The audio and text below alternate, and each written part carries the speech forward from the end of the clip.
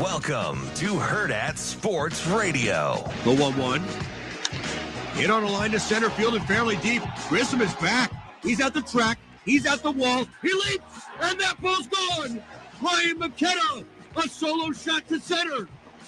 The Orioles have gone deep twice in the fourth, 3 times today, and they have a 3-1 lead. Payoff pitch to Lindor. Swinging a liner towards third. Fair ball. Base hit going into the left field corner. Around third, Beatty. He scores the tying run. Bader around third. Giving the plate. There will not be a relay throw. Bader scores sliding. Put it in the books. Francisco Lindor has won it for the Mets. Nylander circles now, trying to make a play. Works down the right wing boards. Got a shot. He goes! Wing relay! Fires it into the screen. And the Leafs have a 1-0 lead. McConnell, they dare him. He accepts. And he hits a 3-ball up top. They begged him to take the 3, and he delivered. Knicks need one final stop here. Batum into heel, turns, throws it up. It is no good. Rebounded by Hart. Dribbles out of traffic. Knicks win. Knicks win the series in 6, and the Knicks are advancing. There's lots of things that, while I know we made progress on, I'll have to see them. I'll have to see them in the fall. And just as importantly, a lot of guys on defense who play a lot of football for us, didn't play in all those scrimmages. They practice day by day, but not in the scrimmages. So, I'm anxious to get those guys back out there and get rolling. Good morning. Welcome in on a Friday here to Hurrdat Sports Radio, AM 590 ESPN Omaha, ESPN Tri-Cities. We're live on Twitter, Facebook, YouTube. That's DB. I'm Ravi Lulla here at the Pillar Exterior Stage. What's up, DB? Hi. Hello. How are we doing? I'm doing all right. Are you? Well, I had some breakfast issues this morning. Yeah. I ended up with a good option though, I think. Yeah, it looks sensational. It tastes pretty good. Yeah, I'm not upset about it. I'm not even gonna fake. It looks absolutely amazing. So you have to thread the needle here on food that I like delish. that isn't going to distract you for the whole show. Yeah. So, and I think I went too far. I'm not a. We have a mutual friend that is like the pizza Nazi, right? The old Gestapo guy that has rules. I will say this knowing full well what his retort would be. Yeah. I'm not typically a traditional pizza guy. Mm-hmm. Because you don't like red sauce? I do not. Yeah. That right there, though, looks sensational. It's really good. That looks like white sauce. It's a little creamy. I see some breakfast meats on there. Mm-hmm. You cannot go wrong with a scrambled egg. Mm-hmm. I mean, it looks top shelf. I think it's actually almost like a gravy, like a biscuits and gravy, for the sauce. If I was going to do that, that's exactly how I would make it. I'll make a sausage gravy, a little lighter version. I don't stir near as long, not near as much flour because I don't want it dense. You don't want super thick with 2 C's, But when we do pizzas at home, that's what we would do. You want to thick like LeBron, not thick like Zion? LeBron James. There's probably some better examples, like Queen Latifah versus Zoe Saldana, but I mean, hey, to each their own. I got the point across, right? To each their own. No judgy McJudge here. But I just was having this conversation yesterday, because I've tried the tuna crust, the canned chicken meat crust. Oh yeah, you were telling me stuff about like that for pizza. Just trying to, I had pork rind nachos the other day, which by the way were sensational. I'm interested in the pork rind nachos. Listen, they were unbelievable because I like pork rinds anyway. So you got to read the labels because not all chicharrones. Mm-hmm. First of all, not all chicharrones are pork rinds. Mm-hmm. You have to read the label. But I got this from Coach ROC, Coach Sikora. He's like kind of he's like the food angel that sits on your shoulder. You're the red guy. You're the red guy on my right shoulder. You call me the devil. It's okay. Yeah, I try not to address him by name. So you're over here on the right shoulder. Coach Sikora's on the left shoulder. And he sent a pic to our coach's group text. Mm-hmm. And he's a man of few words. He does not talk a ton anyway. Mm-hmm. And he's like, pork rind nachos. He just sent a couple pictures. This was Monday or Sunday, maybe. Mm-hmm. I've had them 3 times since. That's aggressive. It's first of all, it's easy, and we did so much taco meat because everybody else is eating like regular normal, Nachos, smart tacos, people. yeah. Yeah, right. Me, I'm trying to hang in there. So I had just had this conversation yesterday. I know exactly, exactly. Like whenever I fall, is it Shane? Is it on or off the wagon? Fall off the wagon. Are you sure? Positive. Shane, I'm riding with you on this one because you know. Is it off or on? I don't know. Oh my God! It's off the wagon. If you're on the wagon, that means you're doing good. You fall off the wagon, it means you fell off. Okay. Like you missed your deal. I know exactly what I'm going to. When you fall off the food wagon. Yep. You know number one. What's the number one thing I'm going to eat 6 of? Oh, I do know this, and I tell you every day. They got a pickle. It's not the McMuffin sandwich. Yes, it is. Yeah. Okay. It absolutely Okay. is. Okay. Yeah. Yes, it is. Yeah. The muffin breakfast sandwich. Number 2. Yeah. I'm going to Church's and I'm going to get spicy and I'm going to eat this. And I eat chicken skin separate because when I do it, I brown it in the oven and it's not in seed oil. I'm going to eat about roughly 10 or 11 pieces of fried chicken. Popeyes is fine too. Maybe they're ghost pepper wings.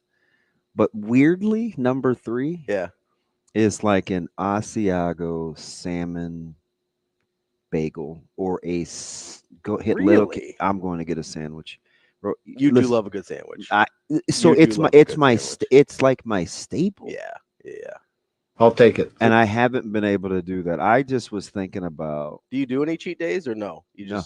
So I've done one. Yeah. And I think I told you, this was probably 3 weeks ago. And it was super cheap. So it got my eye. It was like 5 pieces. First of all, it was a dine for 2. Okay. And it was chicken. But I didn't eat any of the sides. I just ate all the chicken. So remember, I came that Monday and I was like, dude, I ate 5 pieces of chicken in a sitting. Yeah. Yeah, that's the only. I mean, not any of my, not like sesame sticks or like all the things that I like. Kind of snack on or whatever. Yeah, that's impressive.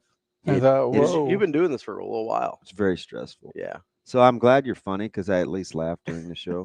And like Bill and Chris are like team pump up. Yeah. Hey, man, love the show. It's good. I'm like, okay, I'm stay with it. Like, keep going. So you need some good components. Yeah. Right. Because and I get to eat a lot of what I like, but my freezer is dissipating rapidly. Yeah. So that right there is not. It's not killing me. But it does have my attention, So especially when you just took the bite and the cheese pulled. Yeah, all the cheese pulls really good. I'm a big breakfast sausage guy. So the wife and I were at Costco a couple nights ago. No, we didn't run into you. I was with my mom. Well, we go to the other one because it's right by our house. So we went to that one too. Oh, did you? I'm just telling you. Yeah. I'm gonna say this. What? So I always brag about my bestie Lucy over here. On right by off Harrison. She's sensational. I get a hug every time. She asks about the kids. Like she's super. Very nice. Possibly spend too much time at Costco. Just as a side and it's note. always self-checkout. So I'm not getting a ton. Well, I won't be back on track where I want to be fiscally for about another month and a half. So I'm very strategic. Sure. So I see Lucy. I mean, superstar, right? Yeah. Man, I'm over here. I'm in my mom's neck of the woods, so I don't want to take her too far. I don't go too far. So you leave the big stuff and whatever. Yeah. And it wasn't a ton, right? It was a lot of paper stuff. Dude, that stuff racks up pretty quick. She had a few things. We got out there, wasn't too bad. Yeah. Under the norm. Yeah. And I only got 2 proteins. So one of them was chicken. It's packaged. So I took all the little things out. I mean, she wanted like Roma tomato. She's smart. She gets a lot of different things. We're all checking out together. We got 2 cards, whatever. Right, me and her. And the guy is like slinging the big products back on the counter. Aggressively. He like tossing the toilet paper, tossing the paper towels. And I go, is something wrong? He goes, well, I'm not like, this is delivered. Yeah. Well, we got some chicken tucked back here. I said, "Oh, hey man, sorry to inconvenience you. I got the other 17 little things out of there. We're, it's not trying to sneak the chicken Yeah, by not you." trying to pull one over on the chicken. My man responds back, "Well, I mean, busy day. It's like you got to undig when you got to go get the chicken." And then she's like, and he's talking to the lady that's getting him off the scanner. And, she's got to go back. And I said, "Hey, man, stop. Like, I get it. I'm going to give as good as you get. I'm Yeah. just telling you." My mom's rolling her eyes. Yeah. She's like, "Please, Damon, just chill, please." And I was cool, right? Kind of. Dude said something else slick.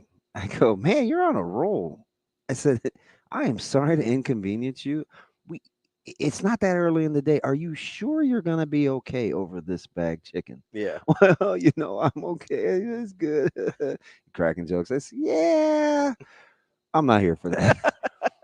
So there's another cool dude that I know. His name is Corey. So shout out Corey. Corey was like, we're walking out. He's like, "Hey, I appreciate you handling that the way you did. If anything," I said, "Corey, it's fine.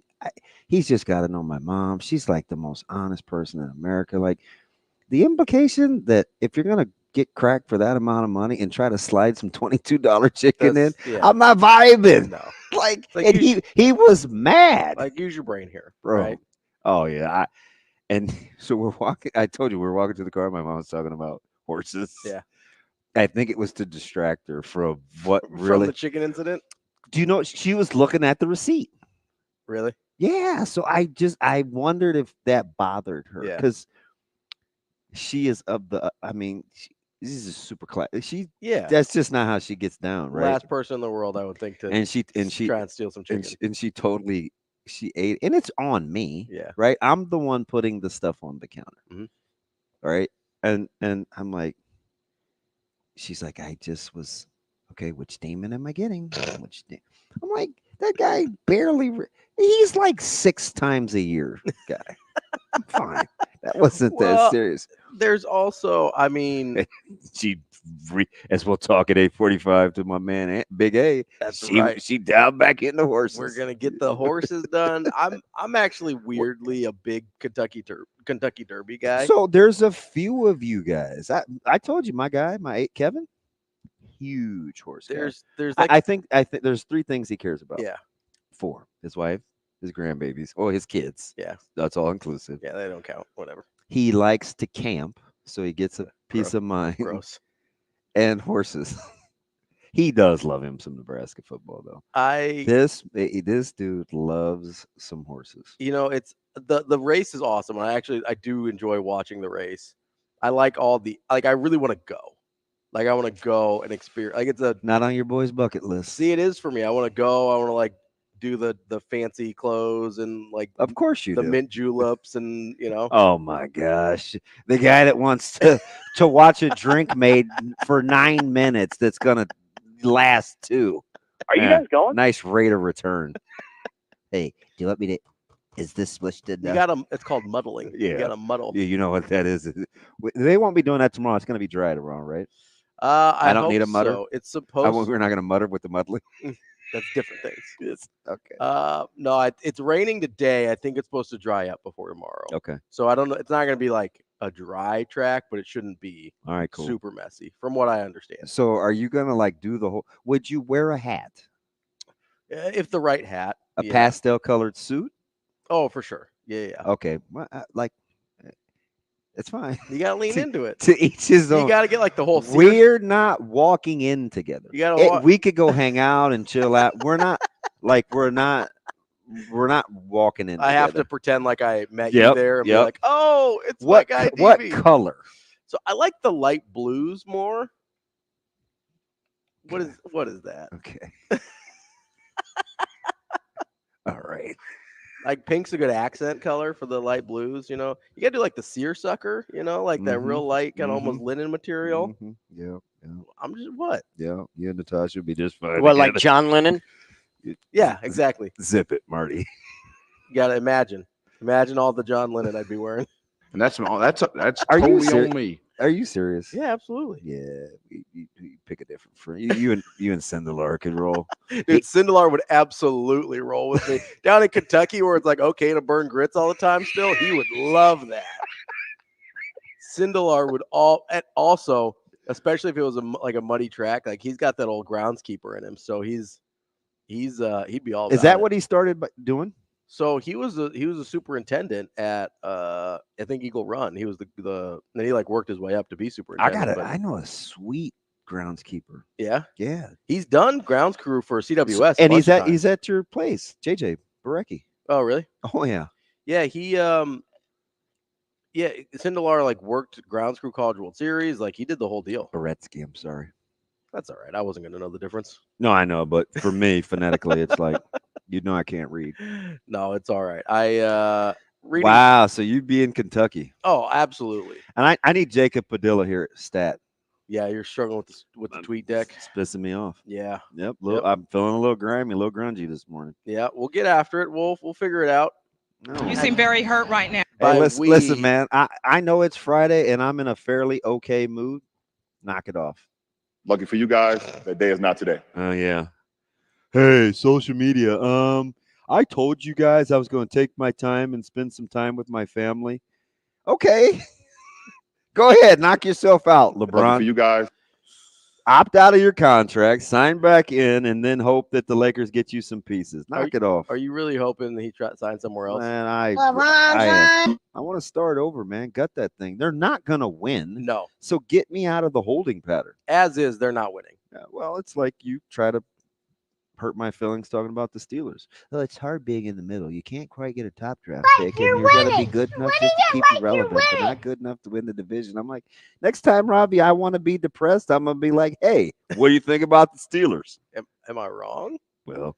You winning anything with Justin Fields and Russell Wilson? No, not Justin Fields, the punt returner. I mean, haven't you heard? We're getting more ridiculous by the day, man. I thought he was a tight end. See? What did we hear last year? Oh, why can't we just move Jeff Sims to wide receiver?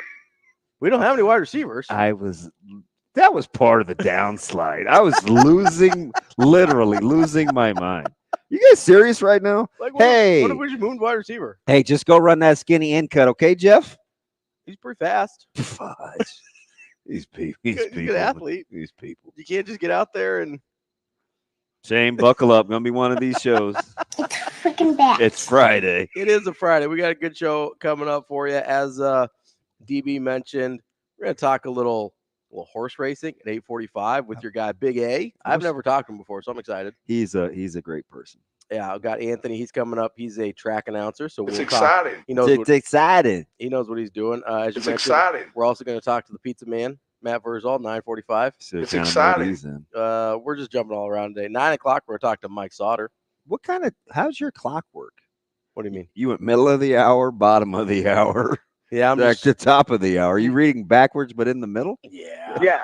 I'm a non-linear thinker, DB. That's what I heard. You actually got a great question yesterday. That's a great question. From what? Do we have Coach an Will hour? said he said this is a great question. I was like, I believe he said it was a beautiful question. Not that I've listened back a few times. That's a beautiful question. See, he's got it. He had it. That was me. That's a beautiful question. See? you're a funny dude. That's where I'll be honest. I was a little nervous going in. Were you? That's probably the biggest interview I've done. So I've only been nervous for an interview once, and it was because he was in studio, and I joke about Mensa, but he is extremely bright. Who's that? That was Harvey Perlman. Oh, okay. Yeah.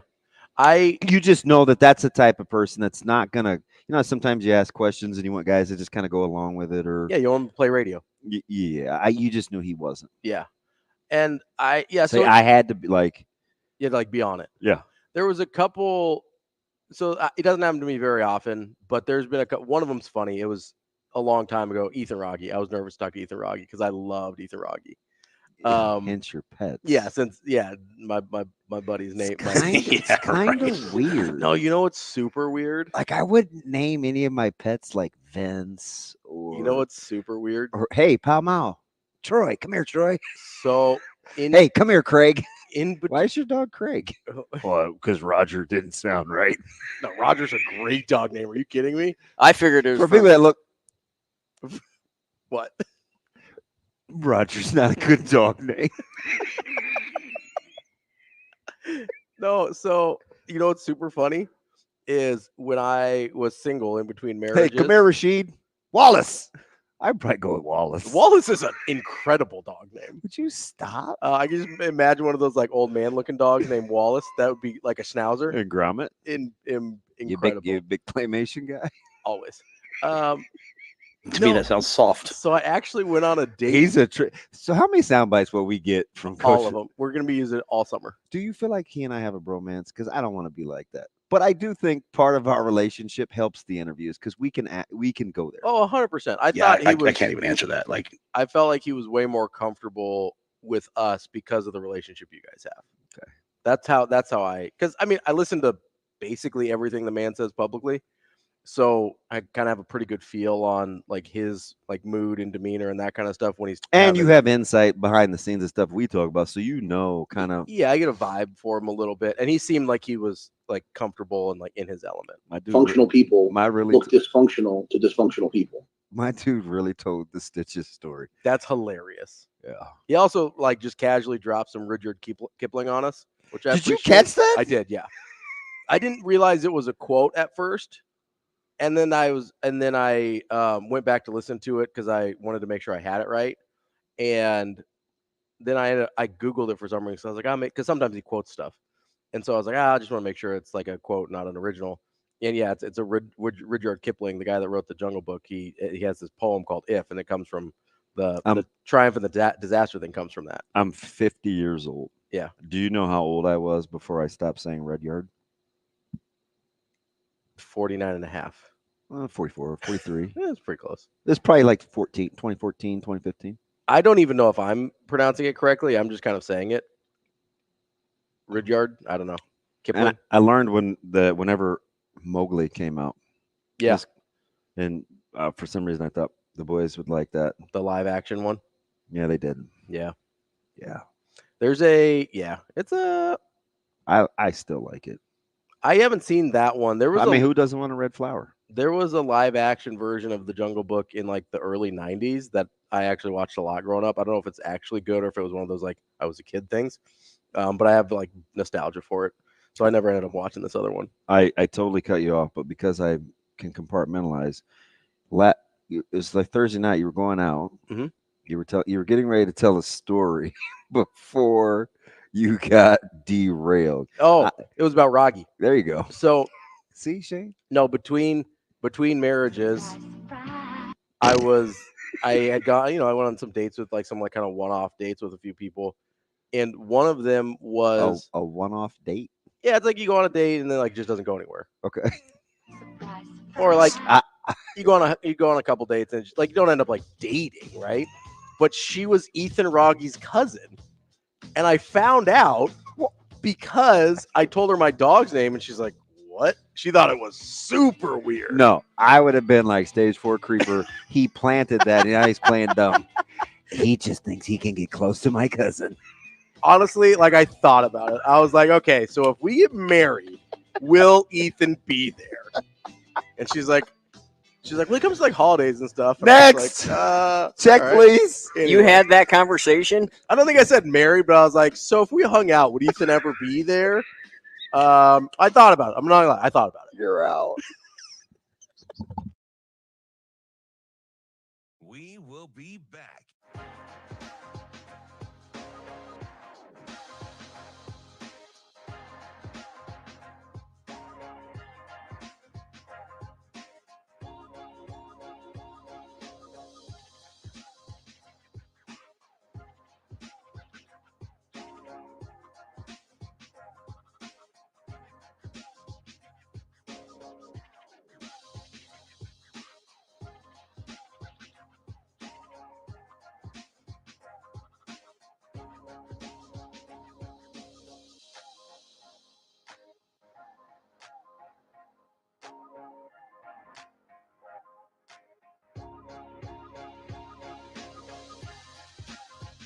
We will be back.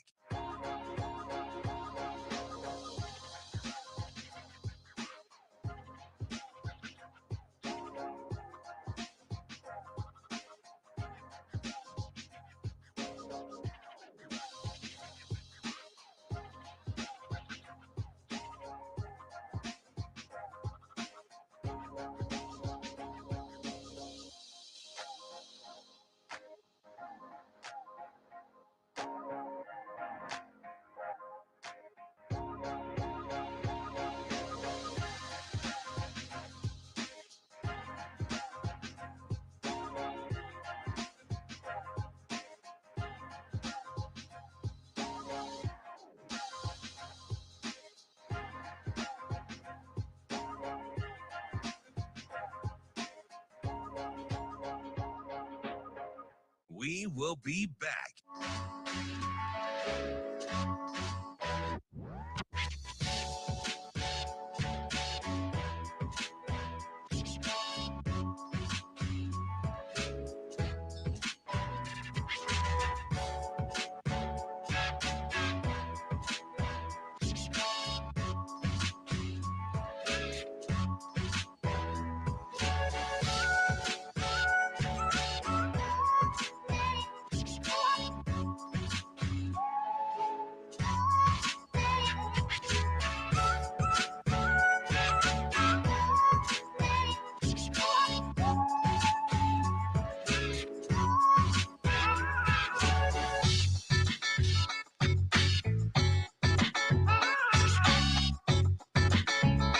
We will be back.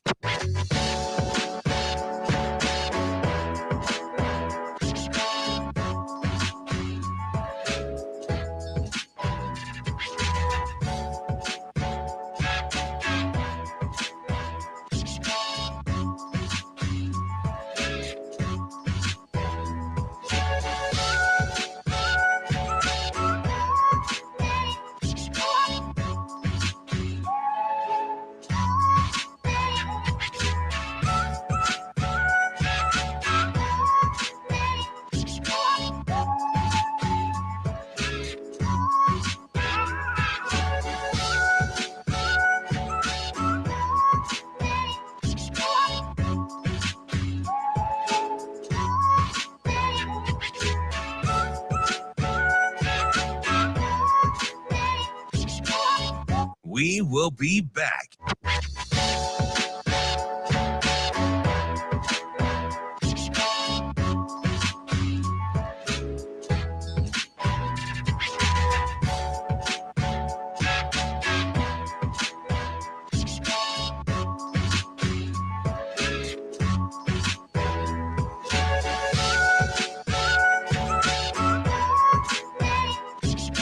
We will be back.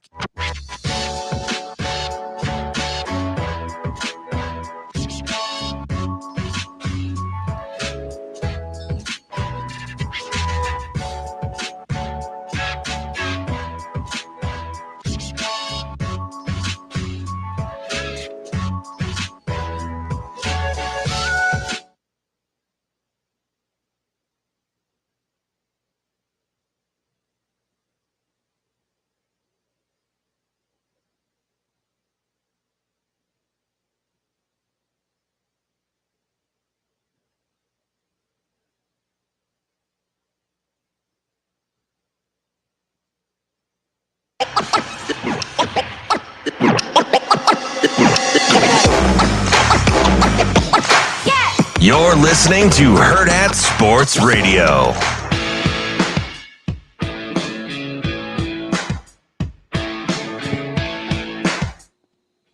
We're back here on Hurrdat Sports Radio, AM 590 ESPN Omaha, ESPN Tri-Cities.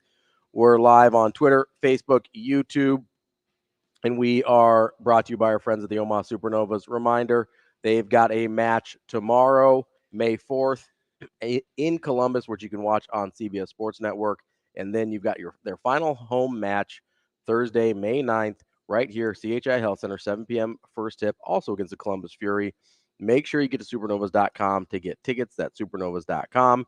And speaking of which, one of your very own Omaha Supernovas, Brooke Nuneviller, joins us here on the Hurrdat Hotline. Brooke, how are you this morning?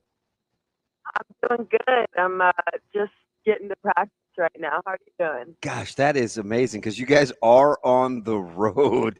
We appreciate you making time for us. Now I feel a little guilty. Oh, don't feel guilty. I love coming on the show. Well, Brooke, we appreciate it. I did want to say we appreciate you coming over to the bar the other day to help out with donations and stuff. That was awesome. It's super cool to see. I mean, I know you're not from here, but it's super cool to see the team get invested in the community and be a part of this thing that has kind of poured into you guys with the attendance records and everything like that. I guess just how have you been so connected to this community in kind of such a short period of time? I've played in a few different places professionally, and I truthfully feel that wherever I'm playing, like, I've become a part of the community. And I think that just stems from the support that we're receiving, especially here with the Supernovas. We're averaging that the fans are just incredibly invested into our season. And so I feel like I need to be invested into them as well, and, when I was in Turkey, there was an earthquake, pretty catastrophic with 50,000 fatalities. And our team did what we could to, give back to the community, even though the damage wasn't super close to us. Like, I don't know, I'm playing with a ton of Turkish girls and they're all quite distraught with just the catastrophe. And so I don't know, I feel like even though this isn't the exact same situation, there was so much damage. I was driving through Elkhorn the other day and Blair, and I don't know, it's really just saddening. And I've become a part of this community, so whatever I can do to help out, I make sure I try to do. It's cool. 'Cause, one of the things that I think Ravi and I make work is we try not to talk about what we're actually going to talk about to kill the vibe of the real life show. And the other day when I walked in here, I was like, I was trying to figure out in my head. I said, do you think Brooke feels she's kind of become the spokesperson, right? Like we always either want to talk to her or she's got something profound to say. And I'm like, I feel like there's too much pressure on her to keep it fresh. But listening to you, and I had no idea Ravi was going to ask that question. There's this kind of bridgy component, other-centered thing to you. Every time I hear you talk, it's always about something other than you. How important is that skill set as you're getting professionals in year one to try to mesh together? Because that part seems to be pretty natural to your personality. Mm-hmm. I think I've always really just wanted to give back. I think just throughout my entire career, like, people have given me so much. Like, I can give so many different people credit to where I am today. And so, I mean, I think throughout my success, like, it's only natural for me to want to give back to people that have supported me along the way. So, I mean, when things like this happen, like I said, I don't know, it's something that I think humans should be able to do. And especially if you're some sort of a public figure, I think, like, within this community, it's really important for us to, like, be posting on social media. Hopefully we can at least get like one or two people to make a difference, and if the whole team does it, that's at least a dozen. So every single person counts. And I don't know, I think it starts at the top for, anyone with any sort of a platform. You're very experienced professionally, been a lot of places. The Professional Volleyball League off to a really good start. In its infancy, we get the championship host site here in Omaha. What are some keys, do you think, are to make North America, and in particular here, a viable place to play professionally, where ladies that are as talented as yourself don't feel compelled or necessarily it's more advantageous to go overseas? Honestly, I am not even going to lie to you. Omaha is already a viable place to play professional volleyball. I mean, I truthfully don't know where else you can go in the world and get this fan base. Like, for volleyball, it's pretty incredible. And this is our first season. I mean, I knew that just playing at the University of Nebraska Lincoln, that they're volleyball people over there, and that's why I was so excited to come to Omaha, because I knew there was already that fan support. I didn't know exactly how well it would transition to, the professional world, especially for the inaugural season, but shoot, it really has. I mean, like I said, 11,000 people per game on average. We've gotten to 12, and I don't know, I think it's really exciting. I think Omaha won't be a problem. I think maybe getting a couple cities on board throughout the league that maybe haven't gotten that fan support, marketing, whatever we can do, whatever I can do to, help be that spokesperson for that as well. But around the world, like, people love their volleyball. It might be more well known in the, like, all around the country, just professional volleyball itself, depending on where you are, like Turkey, Italy, Poland. Those are China, maybe. Those are pretty big countries for volleyball. And I hope it grows to people that maybe don't already follow the sport. But like I said, Omaha is already there. We're talking with Brooke Nuneviller of the Omaha Supernovas. Brooke, you just have a few matches left, including your final home match coming up on Thursday. How are you guys trying to get prepared for, as DB said, that first inaugural PVF championship here in Omaha? What are some things you guys are hoping to improve on in the next few matches before the tournament starts? Yeah, I mean, it was really awesome yesterday. We just clinched that semifinal spot, and I think as amazing as it is to get that guaranteed match on May 15th, I think we have a lot of, I don't know, just things to prove to ourselves. You know, we have 4 matches left, like you said. Like, how consistent can we be in those 4 matches? You know, like, what energy and what skill level can we bring to at a consistent level? Because I think that's where we've been lacking sometimes throughout this season, just having some valleys and hills, you know. And I think, like, the more consistent team in playoffs and just, like, the most confident team is going to be the one to win it. So it's interesting. You talk about, excuse me, confidence, and I get it with competitive sports, and the mind is a powerful tool. But when there's so much familiarity with opponents and win-loss records get established, right? Like there's hard data to offset or promote confidence. How do you take yourself to the next level when there's actually results-based things to go by with such round-robin play? I honestly feel, especially in a one-match playoff, it's whoever's playing better volleyball that night. I mean, you can have one player that's getting 30 kills and just has the match of their night, and most likely that team's going to win, you know? And so if you can have all 6 players on the court at one time playing at a consistent level, I think that team will win as well, you know? Like, so just, I don't know. I think if you have the report of what we're doing in the gym, like how we're training, if we're doing this at a consistent level, and I think you don't have to look at that data. I don't know. You could say that we're 1-3 against Atlanta right now, but I still think they're very beatable, but I think they're a very talented team. Obviously, if we get that 2 or 3 seed, that wouldn't happen until the finals if we make it there or if they make it there. But I think every team's like that. 2-2 against San Diego. Like, I don't know. I think you can look at the data and you can really harp on it, or you can just really rely on what you've been doing in the practice gym, and hopefully these next 4 matches the next couple weeks, and then just going confident into that playoff match. Brooke, thank you so much for joining us. Good luck tomorrow night in Columbus, and we look forward to seeing you back here on Thursday. Awesome. Thanks for having me, guys. Thanks so much. That's Brooke Nuneviller of the Omaha Supernovas.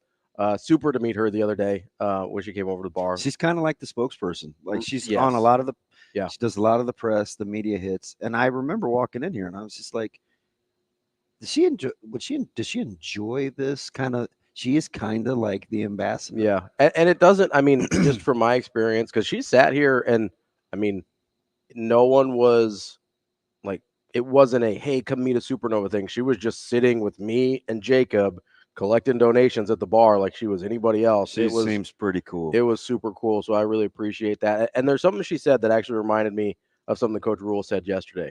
I'm going to tease it here and we'll get into it at 7:45. Does it surprise you that she said, regardless of the results, it still boils down to that one night? Because I wish more people really thought like that. So that is interesting. The thing I thought about, though, was when she said, hey, even if we can just impact one person, we do that. There's 12 of us. We do one person. That's a dozen people. All of a sudden, that starts to become pretty impactful. Coach Rule said something like that yesterday when you were asking about the youth camps. And I want to get to that because, I mean, I know personally firsthand how big of an impact Nebraska football not on the field can have on a single person. I wanted to get into that. That's the Brooke thing. That is the Brooke thing. Okay. And he got the wheels turning a little bit. Color me curious. When he brought that up. We'll get into that coming up next year. Don't color me anymore. On Hurrdat Sports Radio.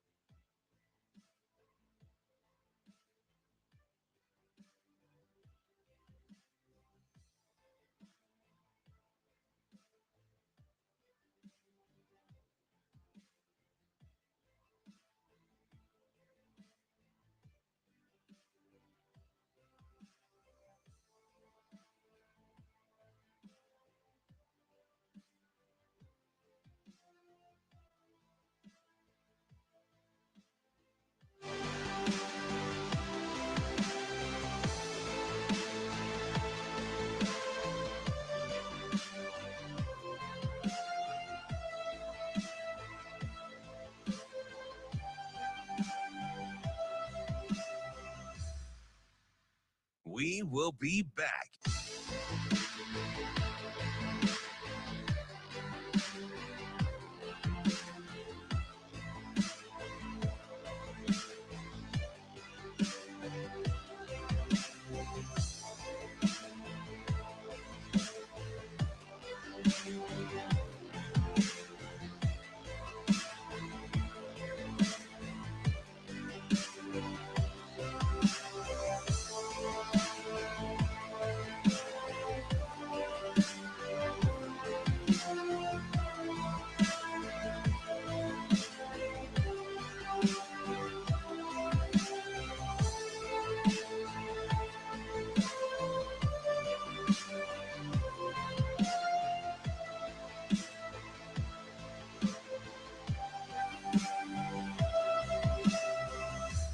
We will be back.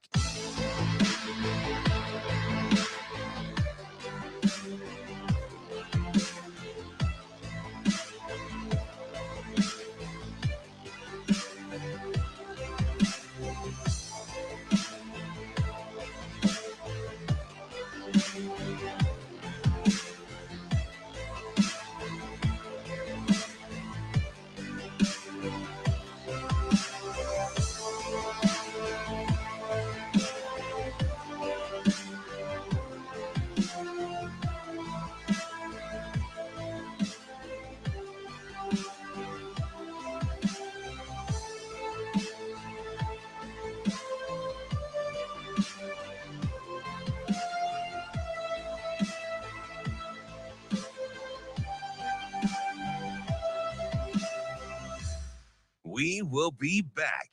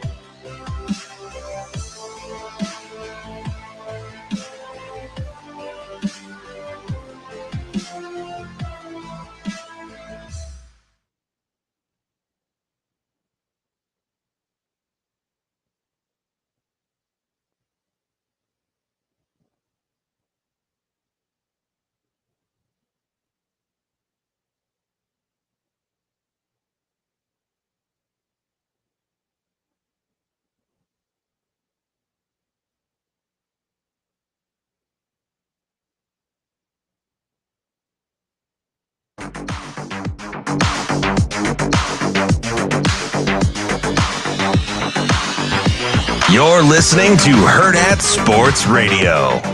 Well, what Gladwell's talking about really is about the expectation and expectation theory. Like, hey, when you, and this is really what affects our guys. Like that analogy that you're bringing up is exactly what happened to us last year.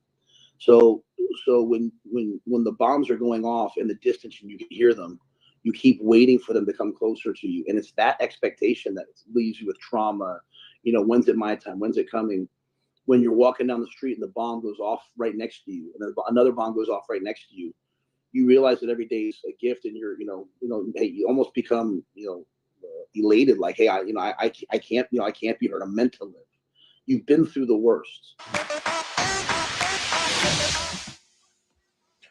We're back here on AM 590 ESPN Omaha, ESPN Tri-Cities. It's Hurrdat Sports Radio, live on Twitter, Facebook, YouTube. That's DB.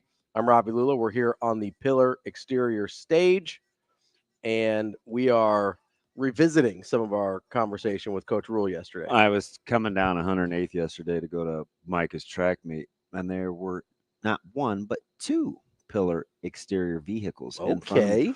Do you know what I wanted to do? What's that? And I did this the other day, and I felt some shame, so it totally talked me off the ledge. Okay.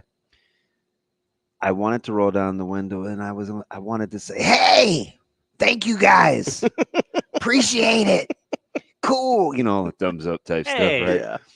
But unfortunately, I just did that the other day because I was trying to merge on an impossibly, I don't know who the engineers were, and shout out to my fine folks that are retired that used to do this for the city. I'm not talking about you. the Dodge Street merging to go west onto the expressway is backwards. So going around, I was like, oh gosh, I got to merge in. This dude had this sweet Jeep. I'm not going to say what his license plate was because people are going to be like, oh, you might give it away. Yeah, it was Nebraska related. Okay. It's a silver Jeep. And he let me in because I was on right and I had to go towards 132nd and Dodge. So I'm on the inside lane. I gotta go right. I rolled down the window and he had sunglasses on, so he probably rolled his eyes like, oh my gosh, what does this dude want? I let him in. I let him in. And I wanted to say, hey, great license plate. That's all I said. And dude actually threw the bones. I'll never one of these. I'll never that's not really my style. Yeah. But I just was happy that somebody actually does, because I talked to the boy, whether it's whomever I'm riding with the kids. I'm like, see, you wave if they let you in, say thank you. I always, to the opposite, get mad when people don't acknowledge that you let them in. Yeah. I was driving with my mom and the lady was pulling out of Costco, and my mom, this is about as mad as she'd get. Did you wave her in or she just back out? It's out of nowhere, right? She just got done talking about horses and Bob Baffert. And then she did it again to turn out in front of Chick-fil-A. And she goes, see, just entitled. And that's everything my mom hates. So I come by all my habits, my OCD things, honestly, right? That's incredible. So he's probably like, but once he acknowledges I'm not just some crazy black guy, just mad at him down his window. He smiled and threw the bones. I was like, all right. You get down with that. Yeah.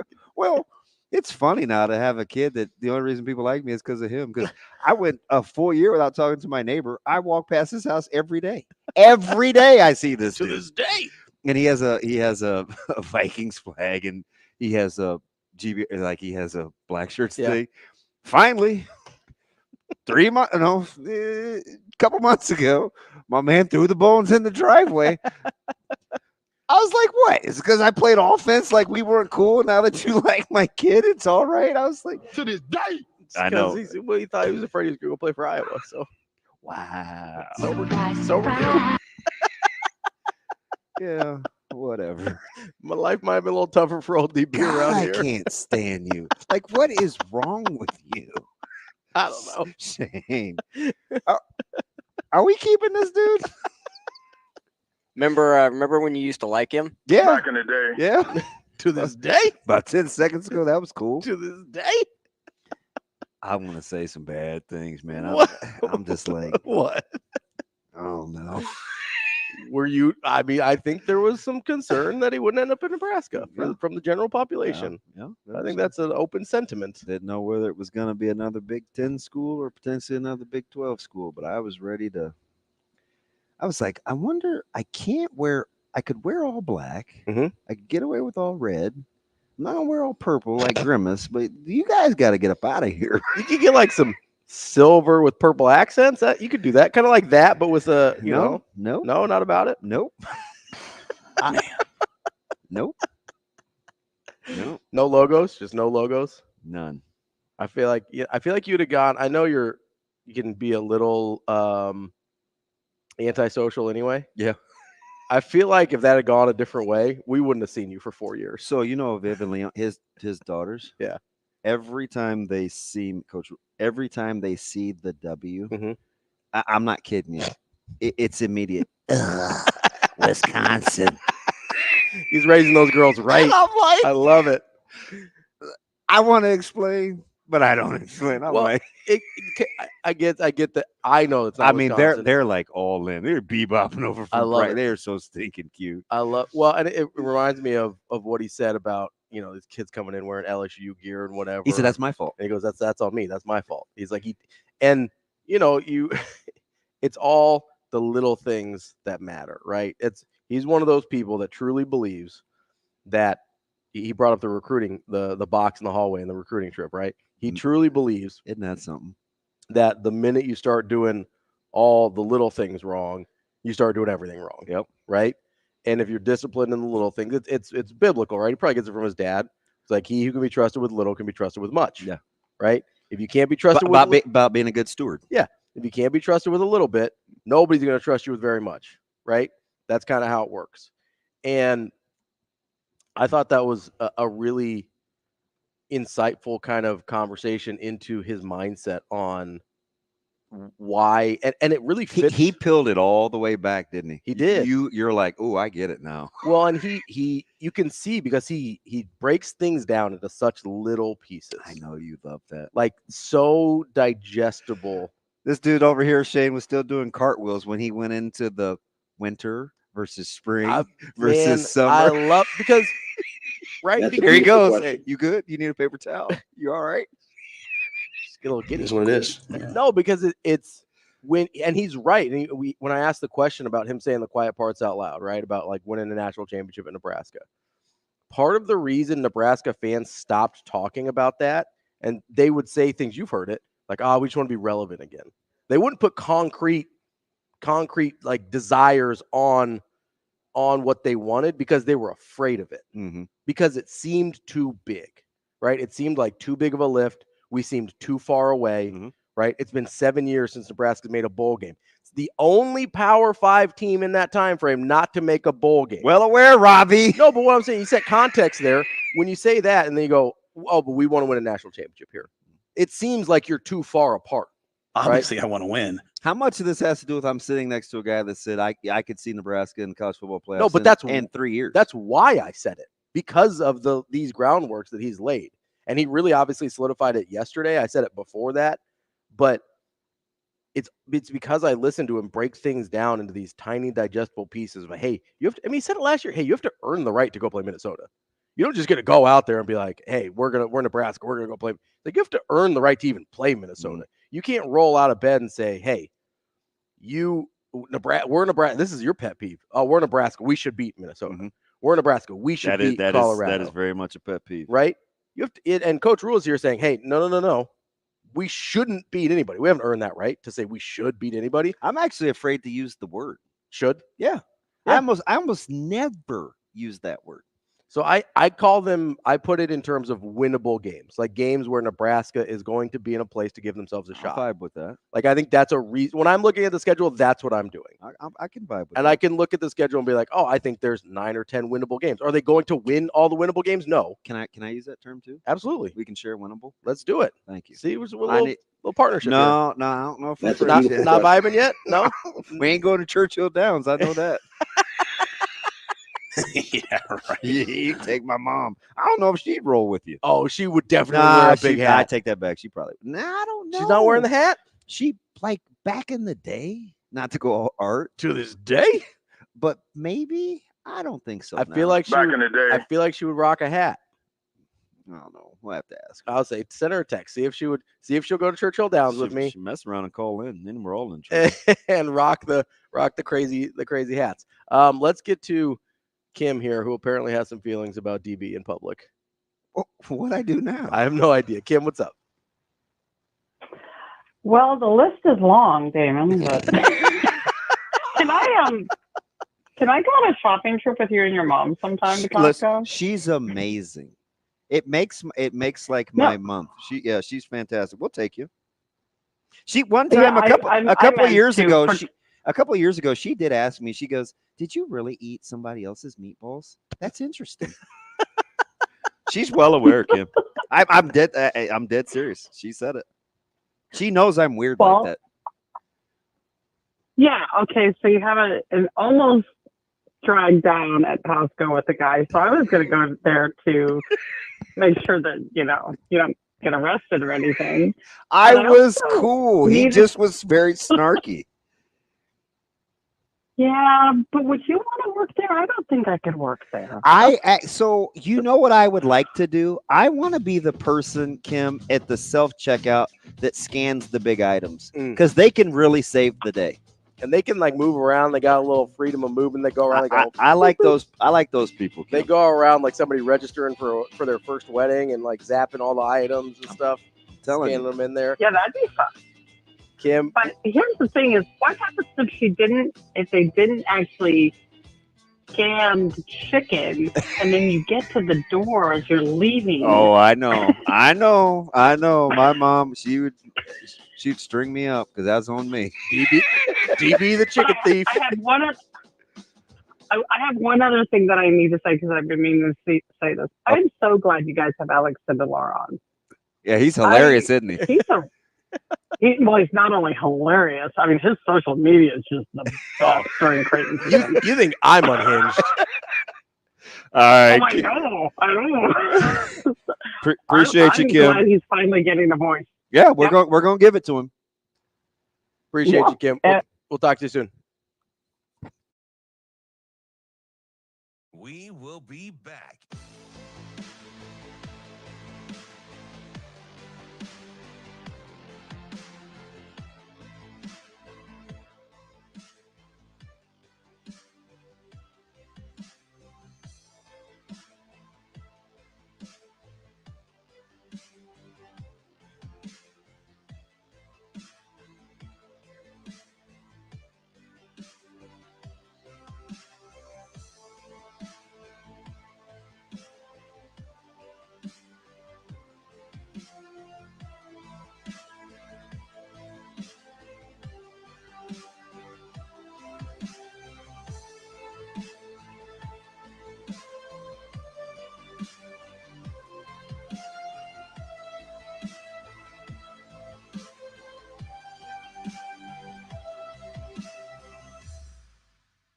We will be back.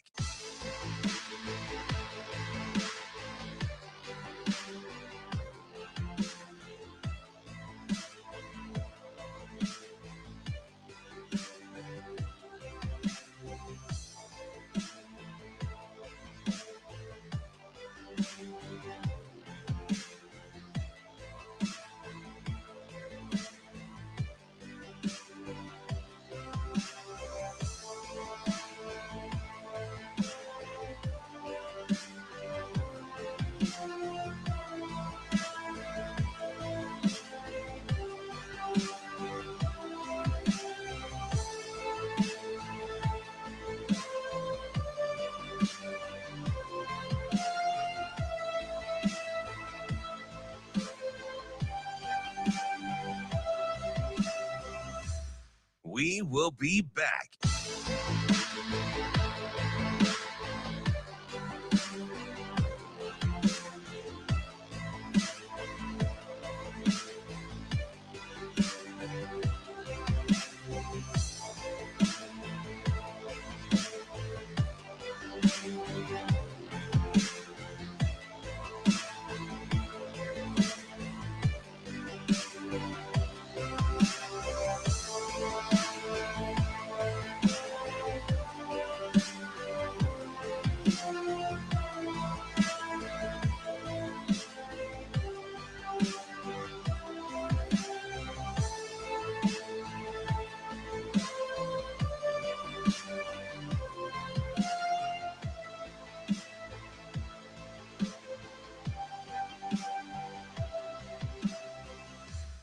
We will be back.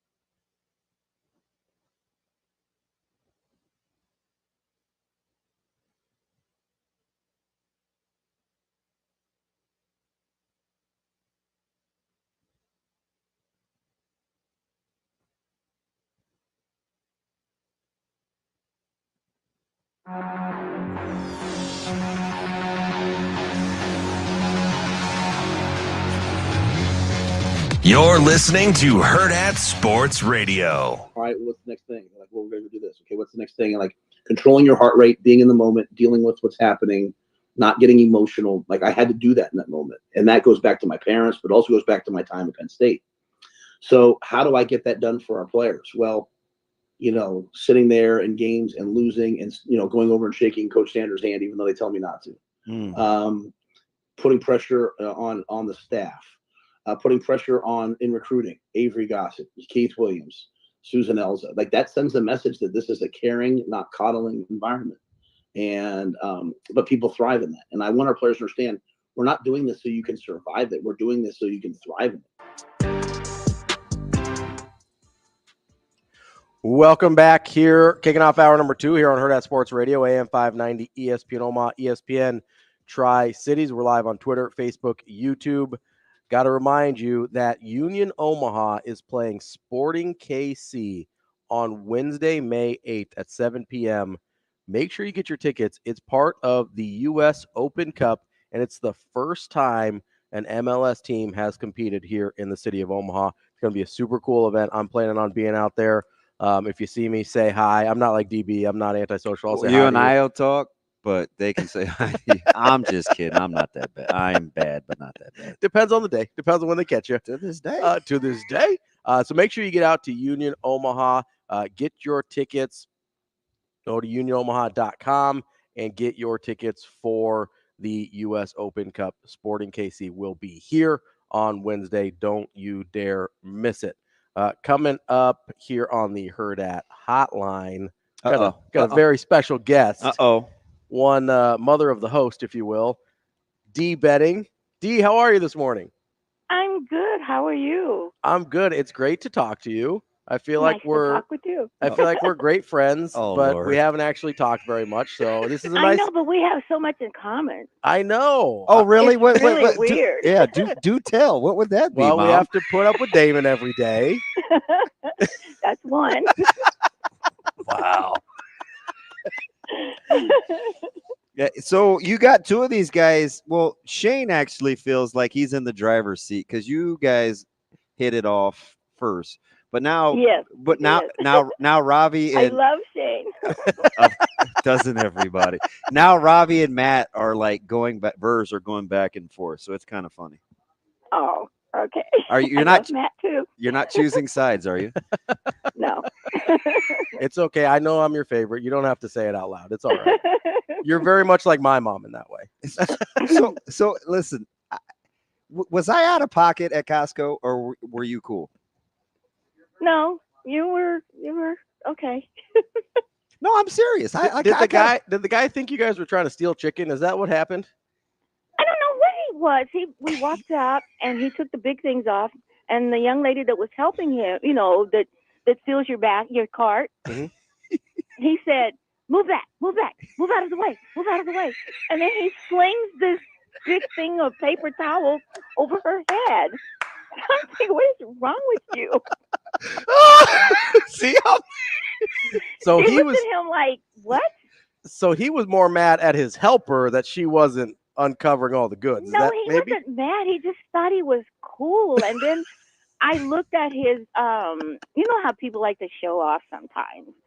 And I looked at the receipt, walking to the car, and I said, guess what his name is? It's Finning. And I told Damon his name. Oh, that's right. That's why you were looking at the receipt. Yes. I was so distraught I couldn't focus. And then you threw me the curveball by talking about horses and Bob Baffert. Then the lady pulls out in front. You got to tell these guys the story of the lady that pulled out in front of me. I couldn't believe her. She backed out about 2 inches from his car. She just kept backing up. And I said, what is she doing? And she pulled out. She pulled in front of us and then pulled her car halfway out. So other people would have to stop for her. And there was a stop sign. I said, are you kidding me? Mom, how do you feel about bad manners? Huh? How do you feel about bad manners? Oh my goodness. I've always taught you guys, you got to have good manners. I mean, you can get by with a lot if you have good manners while you're doing it. Hey, so we got to get two quick things out. We're going to talk. What are your thoughts on Coach Rule? I love him. I know you do. I feel so comfortable around him. The first time we met, I mean, he was just like he had known me for years. Mm-hmm. And I think I think he's really serious. I mean, he's not just saying these things just to be saying them. And when I heard his speech that he gave that one time that you guys play sometimes in the locker room, Oh yeah. I felt like I could suit up and go play for him. Wait a minute. Are you tough? Are you? I really did. I was like, oh my goodness. Mom, are you tough? Well, you know me. Did you listen to the interview yesterday? Yes, I did. And I truly believe him. Mm-hmm. And that's why I can feel comfortable with my child going down there. I mean, I'm totally at ease. Yeah. Because I think he means everything that he says. Mm. And just seeing everything that he's done in the community. I mean, he's everywhere. You got that right. He really is. He really is. Okay, so I gotta ask a little Kentucky Derby here. All right. Okay. First of all, if we go down there and drag DB along, are you gonna wear the big hat? Yes. All right. Oh my God. I love it. I knew you would. I knew it. And I have a flowered dress. Oh, it's perfect. We were just talking about that with my daughter because she lives in St. Louis. And we were just talking about that a couple of days ago, about the Derby weekend coming up. And she said, well, you should come and we could drive and go to the Derby. See, that sounds 4 hours away. That sounds just like something that Ding Dong would say. Right? Like, really? I would love it. Just rolling up to the Derby with Kim, huh? Yeah. Oh, Lord. Let's do it. I'm in. I'm gonna wear like a nice seersucker suit, and you can wear your flowery hat, and we'll be good to go. I don't see you in blue though, Ravi. You don't think so? I see you in a nice yellow. Oh my goodness, yes, a nice yellow. Okay. Maybe I'll do like a blue tie, maybe like a blue accent. Okay. Okay, I can do that. All right. What are we doing with the horses since your guy is not allowed to participate? Well, I have to look it over several times. I have to look over the lineup, and I have my own private. Can I say bookie?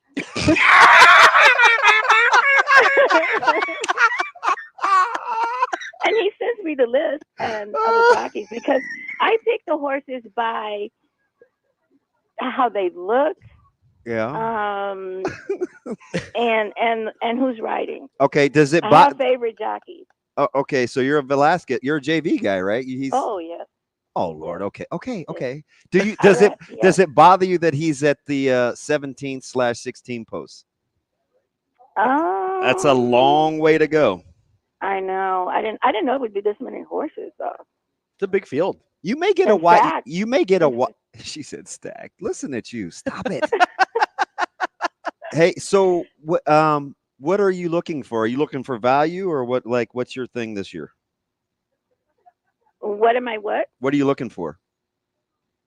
Like conditions, like what? You picking pretty nice. I like the backstories. That's why I watch all day because I like the backstories of the horses and how they got there. And yeah, I mean, I'm into all that.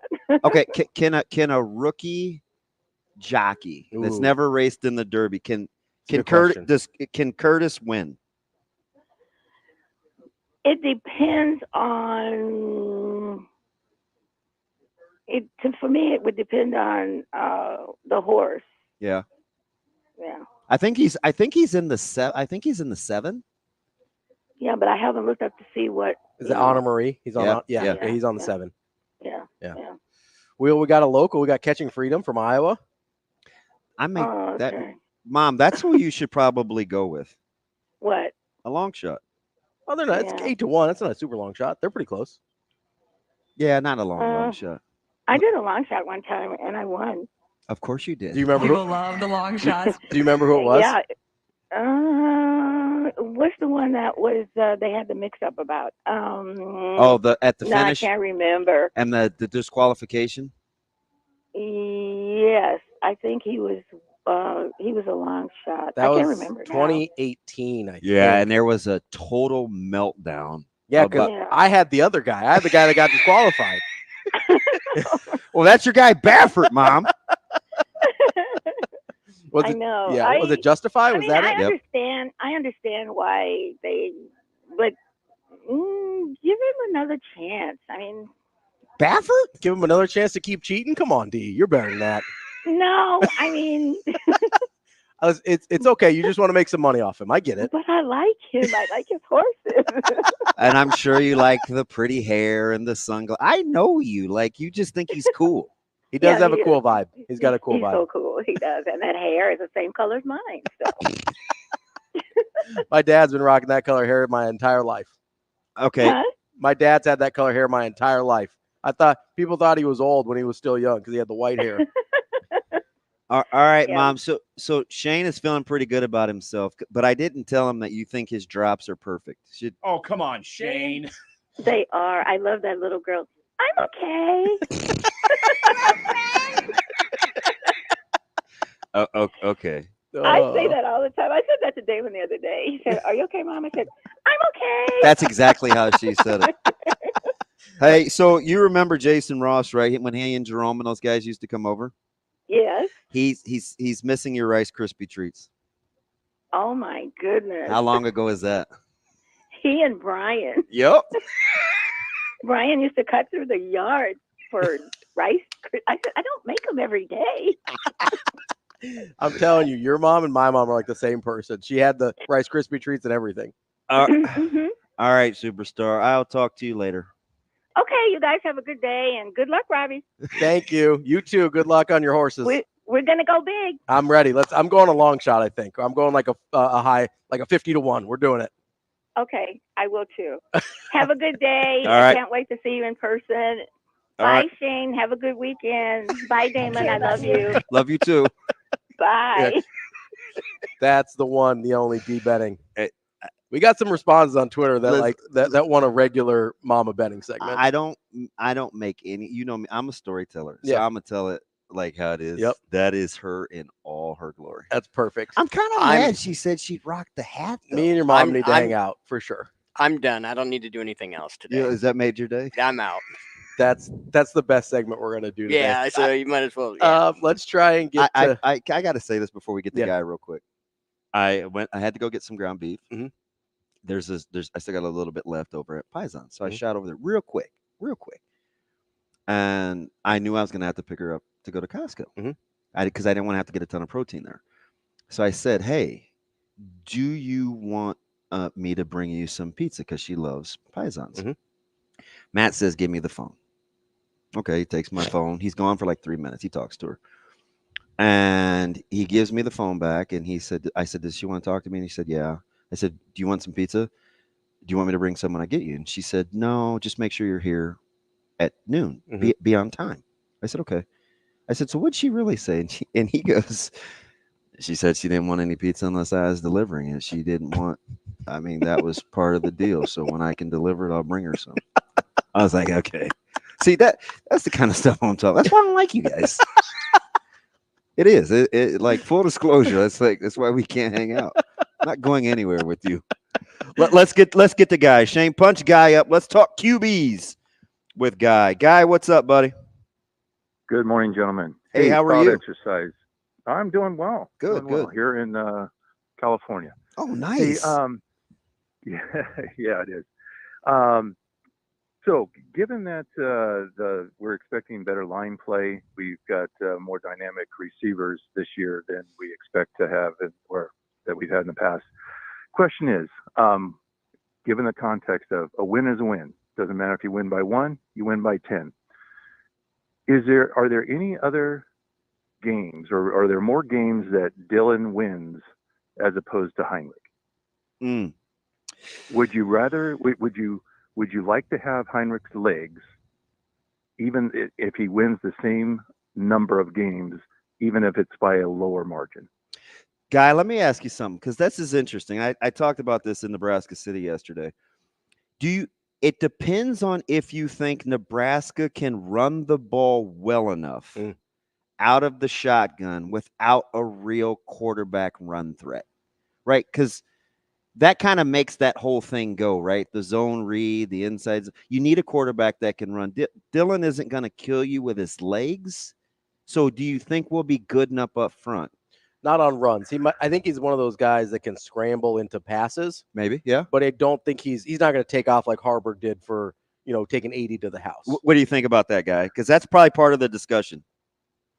Well, Absolutely, and that's why I bring it up, I think, is because given the weather of the Big Ten later in the season, is Dylan going to have the proficiency at throwing, or would you like to have one more extra element that the defense has to factor in with Heinrich's legs? Yeah, it's a fair question, Guy. I think that's I mean, don't get me wrong, the weather's absolutely an issue, but I think the arm strength of Raiola negates that a little bit. We've seen it with other high-profile, prolific quarterbacks in the league, whether it's Ohio State guys, whether it's Michigan guys. Like, you can throw the ball in this league in bad weather if you've got the right guy for it. Guy, my gut reaction to that is kind of like Ravi's. Like, I think if Nebraska can play catch, like, just do the simple stuff, right? 3rd and 4, 3rd and 6, pitch it, catch it. I think I really like Dylan's poise. Right, I think absolutely. That's a thing. I do too. I'm just wondering if you look at the schedule, even though he wins by a margin of 10, could Heinrich win the same games, but maybe not by the margin of 10? Yeah, that's a good question. And you still win. Yeah, and this whole family loyalty. I mean, the guy's loyal to the program. He's older. Do you give him a shot? Do you put more on tape for him? If he has ambitions going to the next level, if he's going to win you the same number of games. Gotcha. I appreciate the call, Guy. The more than one way to skin a cat, I guess you would probably entertain. Yeah, there is. I don't buy into the premise that they would both win the same number of games. Yeah, that's where you kind of lose me. So what I was going to ask, and I wanted to save a little time in the segment. I wonder if his thinking is, if he won 5 last year, is an improved guy worth 2 more wins? 7. Do you know what I mean? Yeah, I mean it's fair. And versus starting over with just the complete unknown, if you give the super talented guy. If you give me the progression we've seen of Harburg from the first spring under Rule to last fall to this spring under Rule to next fall, I think Heinrich Harburg can win you 7 games. I really do. His dramatic improvement since Rule took over, whether it was first under Satterfield as OC QB coach, now under Glenn Thomas, has been kind of astonishing. I think he's a better quarterback pretty much every day than he was the day before. Now the question then becomes, I mean, Dylan's upside is so that's high. The problem. The ceiling is, and I don't know that the floor is super low. Yeah, it's the floor is what it would be because he's a true freshman, right? That's the floor, is inexperienced true freshman. But what's the one thing you just said that you love about Dylan more than anything? Poise. Isn't that the one thing you worry about the most with true freshmen? Yeah. And Tony brings up a good point on X. He said, could Dylan's ability to get vertical in the passing game be worth more in the run game? Absolutely. Oh, see, because that's kind of how I think. And not just the getting vertical, but also what did Coach Rule talk about? Controlling those the middle intermediate. of the field. Yes, that's what I was going to say. Right. Because that's what keeps linebackers' eyes more than deep threats. I lit up when he said it because I've been saying this for a long. Because I know what deals us fits. Yeah. I knew. I think about okay, what? It's a 50-50 shot to get vertical outside the numbers. Sure. I'm going to take my chances with that all day, every day that ends in Chips Y. fall where they may. Right? But that's part of the premise with how we defend Bellevue West. You know what we're not going to do? Yeah. We're not going to allow you to RPO us, and we're not going to allow you to run the football. So anything else you want to do after that, cool. Yeah. Right? I mean, I think Miller South ran the ball for 15 yards in 2 games. See, that matters. Even as dynamic as they are outside the numbers and really good quarterback play. Yeah. If you can't control the ball with the passing game or run the ball, it's just too hard to make a living getting vertical all the time. So I'm glad you said control the ball with the passing game, right? Because that effectively does the same thing as a good running game, right? Yeah. In terms of, hey, we can consistently move the chains. We can consistently get chunks of yardage. It doesn't have to be. We saw your Niners make a living with that for a decade. 100%. Yeah. Just that West Coast offense, that pitch it out, get 4 yards. Now, that is more valuable in terms of portability than deep threats, right? The deep threats keep you from having 8, 9 guys in the box, right? But the intermediate passing game, the consistently being able to control the middle of the field with the pass, that's what keeps linebackers and safeties being honest and not creeping further and further and further to the line of scrimmage and not keeping their eyes in the backfield. Yeah. Like they both have their purposes, but if you have to choose one, I choose controlling the ball with the passing game over the vertical. So, and you know what I want to be able to see, and this is what excites me about the development of the quarterback play is sometimes we saw Wisconsin do it to Nebraska, and I think Dylan has a really good feel for this, where it could be 3rd and 5 or 3rd and 6, and it kind of breaks down a little bit. Everybody's kind of playing chains or defensively, and you just kind of have to scramble and navigate for 6. Those are backbreakers. Yeah. Right? It was weird. You know, the 3 years ago when we played Gretna, I said, hey, what's the key? Here's the key. Flores isn't a runner, but do you know what he does do? There's 3 or 4 times a game he'll scramble for a first down, and it will kill you because that's the one thing that you don't pencil in when it comes to trying to slow him down. Well, because he's not a runner per se. Like, no. You understand that you can't let Heinrich Haarberg crease you for 80, right? But when you're talking about, let's say, Dylan Raiola in this instance. 3rd and 6, there's 3 minutes to play. You drop 7 or 8 into coverage, and you've got everybody covered, and he's buying time. All of a sudden, he's 7 yards downfield sliding. He's got the first down. I'd see it with Brady. And you go, what just happened? You'd see it with Brady. Everything else would break down. You think the Steelers would think they'd get a stop in the playoffs. And Brady, he can't even run. No, what's happening? And he would get a first down and go for 6 yards, and it's like, it's over. You've seen it with Mahomes. I'll say, what did we see in the Super Bowl with Mahomes? You've bottled him up the whole game. The 49ers did an incredible job in the Super Bowl. And then all of a sudden, like, those are the things. And there's a couple plays. They ran he had like 3 or 4 runs in that Super Bowl that changed the dynamic of that game. Yeah, it's like, and not to continue the Mahomes Raiola comparisons, but like from a college skill set, that's the thing he can break your back with. Yeah. He doesn't need to crease you for 80. And he's so savvy in the pocket. I can envision the timely scramble happen. 100%. Yeah, it's not a stretch at all to see that as something that's in his bag. Now, the other thing that I like, to Guy's point though, is will Nebraska be good enough up front to hand the ball off in the gun? Yes, and get positive running yards through just traditional run game without QB run present. Yeah, because it'll have been a really long time since Nebraska didn't have a running threat. And that's where guys like Bonner and Lindemeyer and Fedoni, like, you want to run split zone and maybe get one of those bigger bodies to act like a second back in the backfield. Maybe that's where that's the difference. Absolutely. We've got more coming up next year on Hurrdat Sports Radio.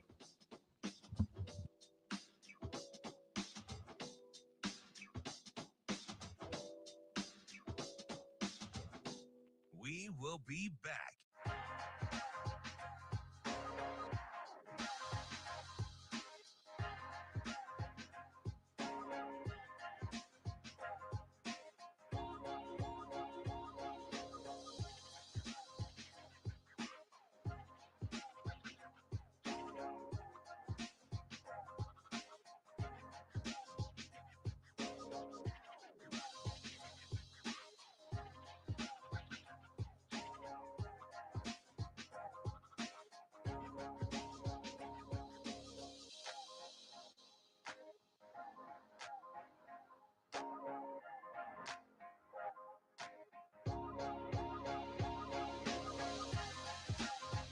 We will be back.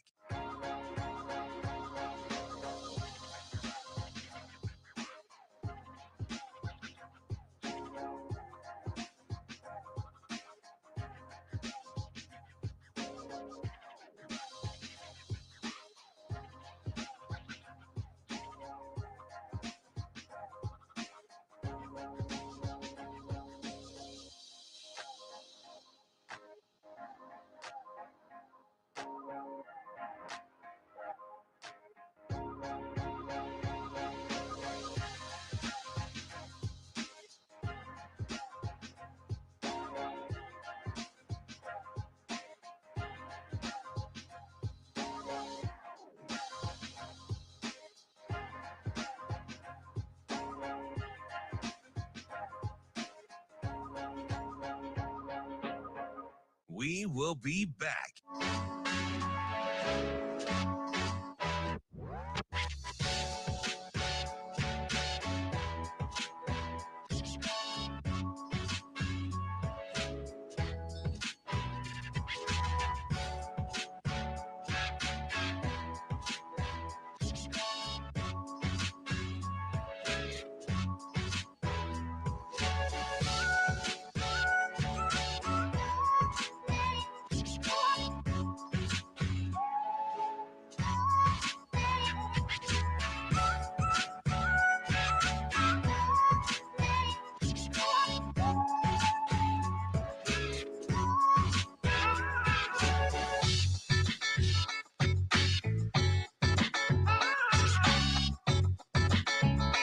We will be back.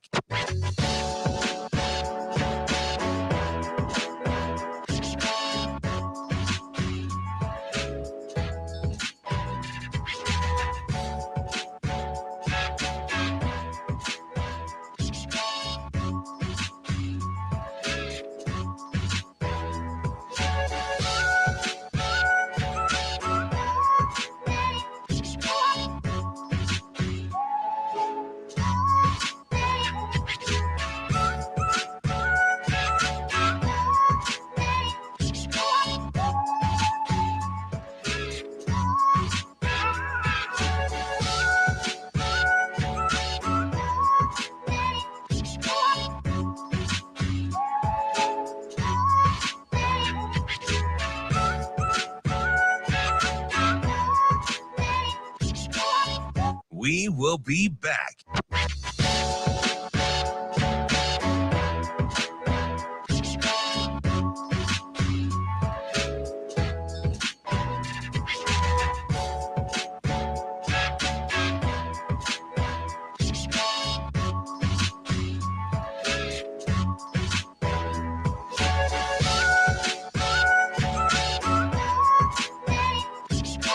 We will be back.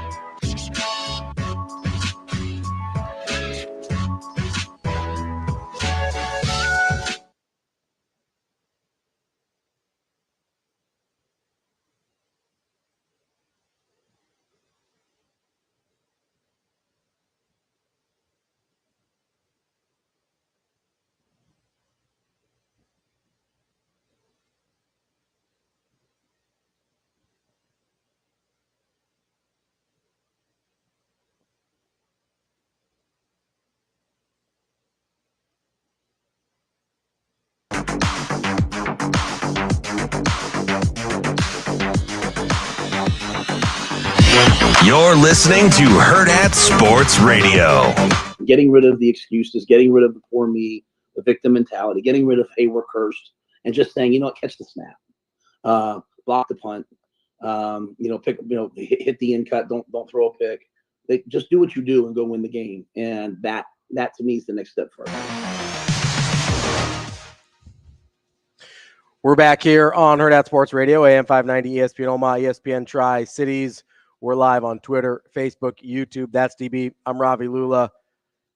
We are here at the Pillar Exterior stage, and you should be over at Lawrenson Gardens sometime between now and May 12th, especially because they've got the Brick Live Brickazors exhibit until May 12th. Get to lawrencegardens.org to get your tickets. Over 30 dinosaur sculptures made out of 1.5 million bricks. It's a super cool exhibit. DB and I went and had a great time breaking down the which dinosaurs would be offense and defense. It was I didn't count 30, man. I need to go back. Well, I don't think we saw them all. Oh, don't tell me that. There was like a whole other section. Hey, how long are my passes good for? May 12th. Well, that's when the exhibit goes extinct. No, I know that, but I felt like the passes. Oh no, the passes are good for the whole exhibit. Okay. Yeah, we gotta get out there. Well, I feel like I only counted about 18. Why? There was a whole other room we didn't even go to because we didn't want to give away the milk for free, you know? Because we did the video. Yeah, Sam, we did go.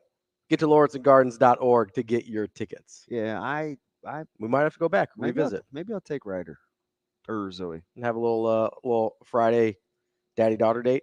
I don't know about Friday. I typically get my ears lowered. My barber called yesterday. Gotta get cleaned up. Yeah, he has some big time clients. Yeah, it's like ooh, bougie, bougie. I mean, listen, that's who called yesterday when I was here, and he asked about Justin Patton. Oh yeah. That was my barber. Oh, gotcha. Yeah. It's like, who's that Creighton center that went to Minnesota? They must. And have you were been like, you were like Tolliver, and I go Patton. No, you didn't say Patton until he said North. Then that triggered me. He goes, no. I didn't hear you say North. Yeah, I didn't. Yeah, because he wasn't on speaker. Yeah. Then I was like, oh, Patton. Yeah. And you're like, yeah, Patton. I was like, whatever. Blue Jay snob. That's what I'm talking about. Well, the Blue Jay fans are mad at me because I like Nebraska, and Nebraska fans are mad at me because I like Creighton. So if you make everybody mad, you're doing it right. Yeah, I feel like I'm just doing equal opportunity. You're doing making it right. people mad, but can you tell? So all my personality traits and my hangups. How about when he just waxed poetic about get over the poor me, not what you don't have. How about just go make a play? Like, yeah, that victim mentality. Well, it's that expectation theory that he was talking about with the Malcolm Gladwell stuff, right? He just kept weaving it all in. I loved it. I loved it. Just like bad things happen. Yes. And you're not always going to make good choices, but you can't rest in that. No. Go get it. Well, and I go get it. You just don't want to be around people that figure out why they or figure out reasons to not be good. Well, and the thing that I really liked is he sort of reframed that remote miss versus near miss thing for me in a sense of I was sort of thinking at it as a finite state. Like once X happens, you are either in the remote miss camp or you're in the near miss camp. And he was talking about last year in the sense of like, oh no, you can go from, hey, we're a little shell shocked here. We don't know how to handle it. 0-4 to or hey, whatever. Yeah, once we can figure out after we've been through this, we can figure out how to be empowered by it and not be, not have our confidence ruined, not be the people who are always waiting for the other shoe to drop, right? He goes, he says, when they've been through the worst, it didn't break them. It didn't kill them. The people that matter still love you. Like at that point, you can sort of start to feel invincible or like you're capable of anything, right? Which is a really powerful thing. And you know what he never talked about in 40 minutes with us? What? Do you ever use the word talent? I think one time he goes, because when he was talking about this, he goes, okay, and then we'll see if we're good enough to be able to do that. When he's talking about, hey, instead of being in our houses, hearing the bombs a block away and waiting for them to hit us, we're okay, we're alive. Yeah, we're going to walk down the street and take what we want. And he said, now we'll see if we're good enough to do that. I still don't think that was about that's the only thing that he said that even approached talent. Yeah, it's like he doesn't talk about it a ton. Yeah, because I think it matters less than people. Which for 10 years on this doing this, and it's been longer than that, but this is when I really started to get aggravated was Nebraska didn't have enough talent. When we went to the Big Ten. Mm-hmm. And I would say, well, we need better players, and it's a different this, and it's a different that. And I'm like, you know what?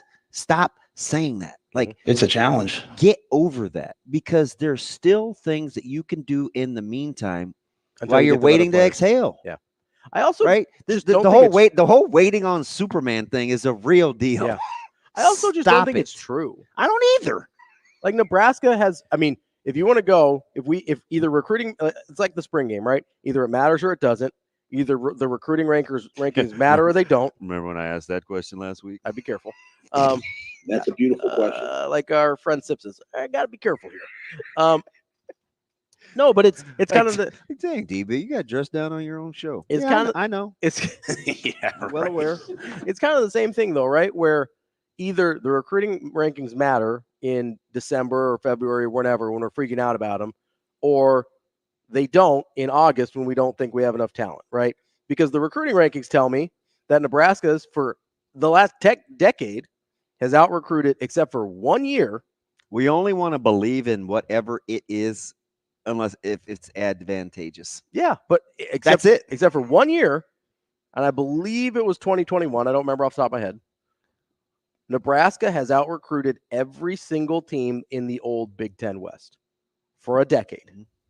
Every single team. There was one year when both Iowa and Wisconsin were slightly ahead of Nebraska. I believe it was 2021.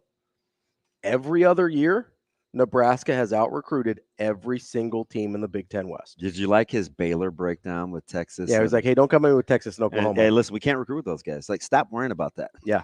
Let's go recruit Oklahoma State and TCU and Texas Tech. And when I said that about Michigan State 10 years ago, people lost their minds. You don't believe this isn't the glory. No, man, I'm just trying to give you the blueprint. You got to catch Texas and Oklahoma. I said, don't ever talk about Texas and Oklahoma in front of me. You know what? They are so far. You know what's funny about him? That delivery. Mm-hmm. That's how he talks. Yeah. Like, even if I say, like, if I told you, like, he'll hang out, like, he's very, you can't speak negativity into his life. Like, he'll cut you off. Yeah. In a hurry. Like, when he says, don't ever say that to me again, he means don't ever say that to me. Do not bring that up again. You know what I mean? And it's like, sometimes I just wish, and sometimes I do when I'm like, you know, in my feels or kind of being a baby a little bit. Like, sometimes I'll go extremely, don't ever say that to me again. Like, I'm serious. Don't ever say that to me again. But more times than not, I won't say it, but there are a lot of times I do. Because I just, you just reach a point where it's like, stop making excuses. Right? Well, like, yeah. Just don't have to explain it. You don't do anything. Let's just figure out how to get it done. So one of the things that because I was trying to figure out why I kind of gravitate towards him so much, right? And I think and I think you're like this too. I think there's kind of a conflict with people that are that are relatively smart, right? Like, I think you're a smart guy. I consider myself a smart guy. Obviously, rule smart. I think there's sometimes a conflict when we care this much about sports. Because internally, I know I've felt like, okay, why do I care this much? Is this a waste of my time to care this much about games, about like things that we play out on fields? And like, at the end of the day, Nebraska winning or like, I get there's economic repercussions. I get there's things that matter, but at the end of the day, Nebraska winning or losing a football game doesn't impact the world, right? If you take it in a vacuum. And so the thing that I really appreciate about Rule, and we can get into this on Monday and next week, is I'm sure we'll continue talking about the time they spent with us. But the thing that I really appreciate about him is he's able to connect the like philosophical, intellectual side of things to sports, and he builds that bridge as to why it matters, right? Because he talks about how, one of the things that he said, and it was almost in passing, but it was about the camp. You get that a lot, don't you? With him, he just moves right along. Yeah, he like drops these truth bombs on you and then doesn't skip a beat. But it was when he was responding to you about the camps, and he's like, yeah, a lot of those kids aren't going to end up playing for Nebraska. That's not the point. He said maybe the dream of playing Nebraska football will make them make one better decision when they're a kid.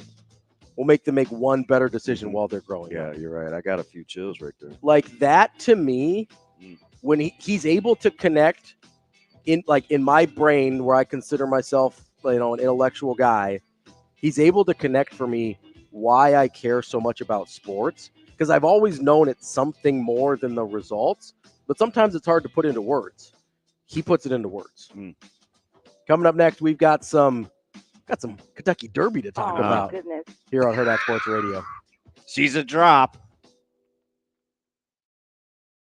We will be back.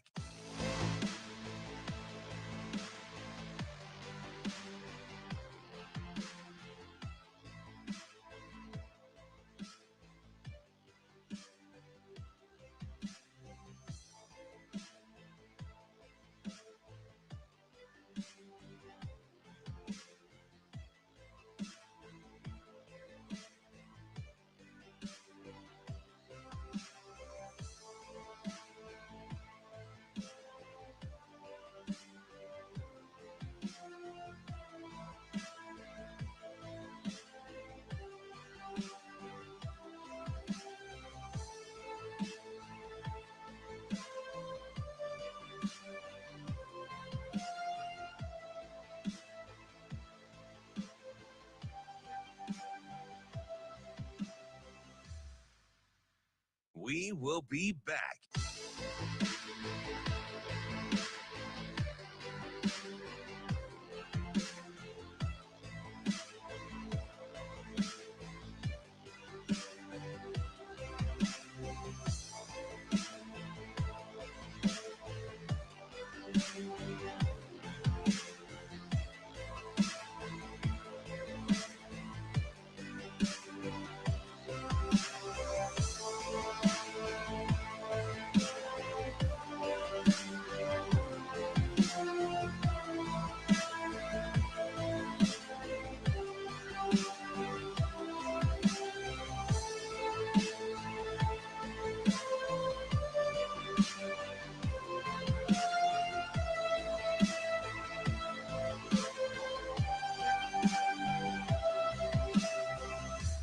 We will be back.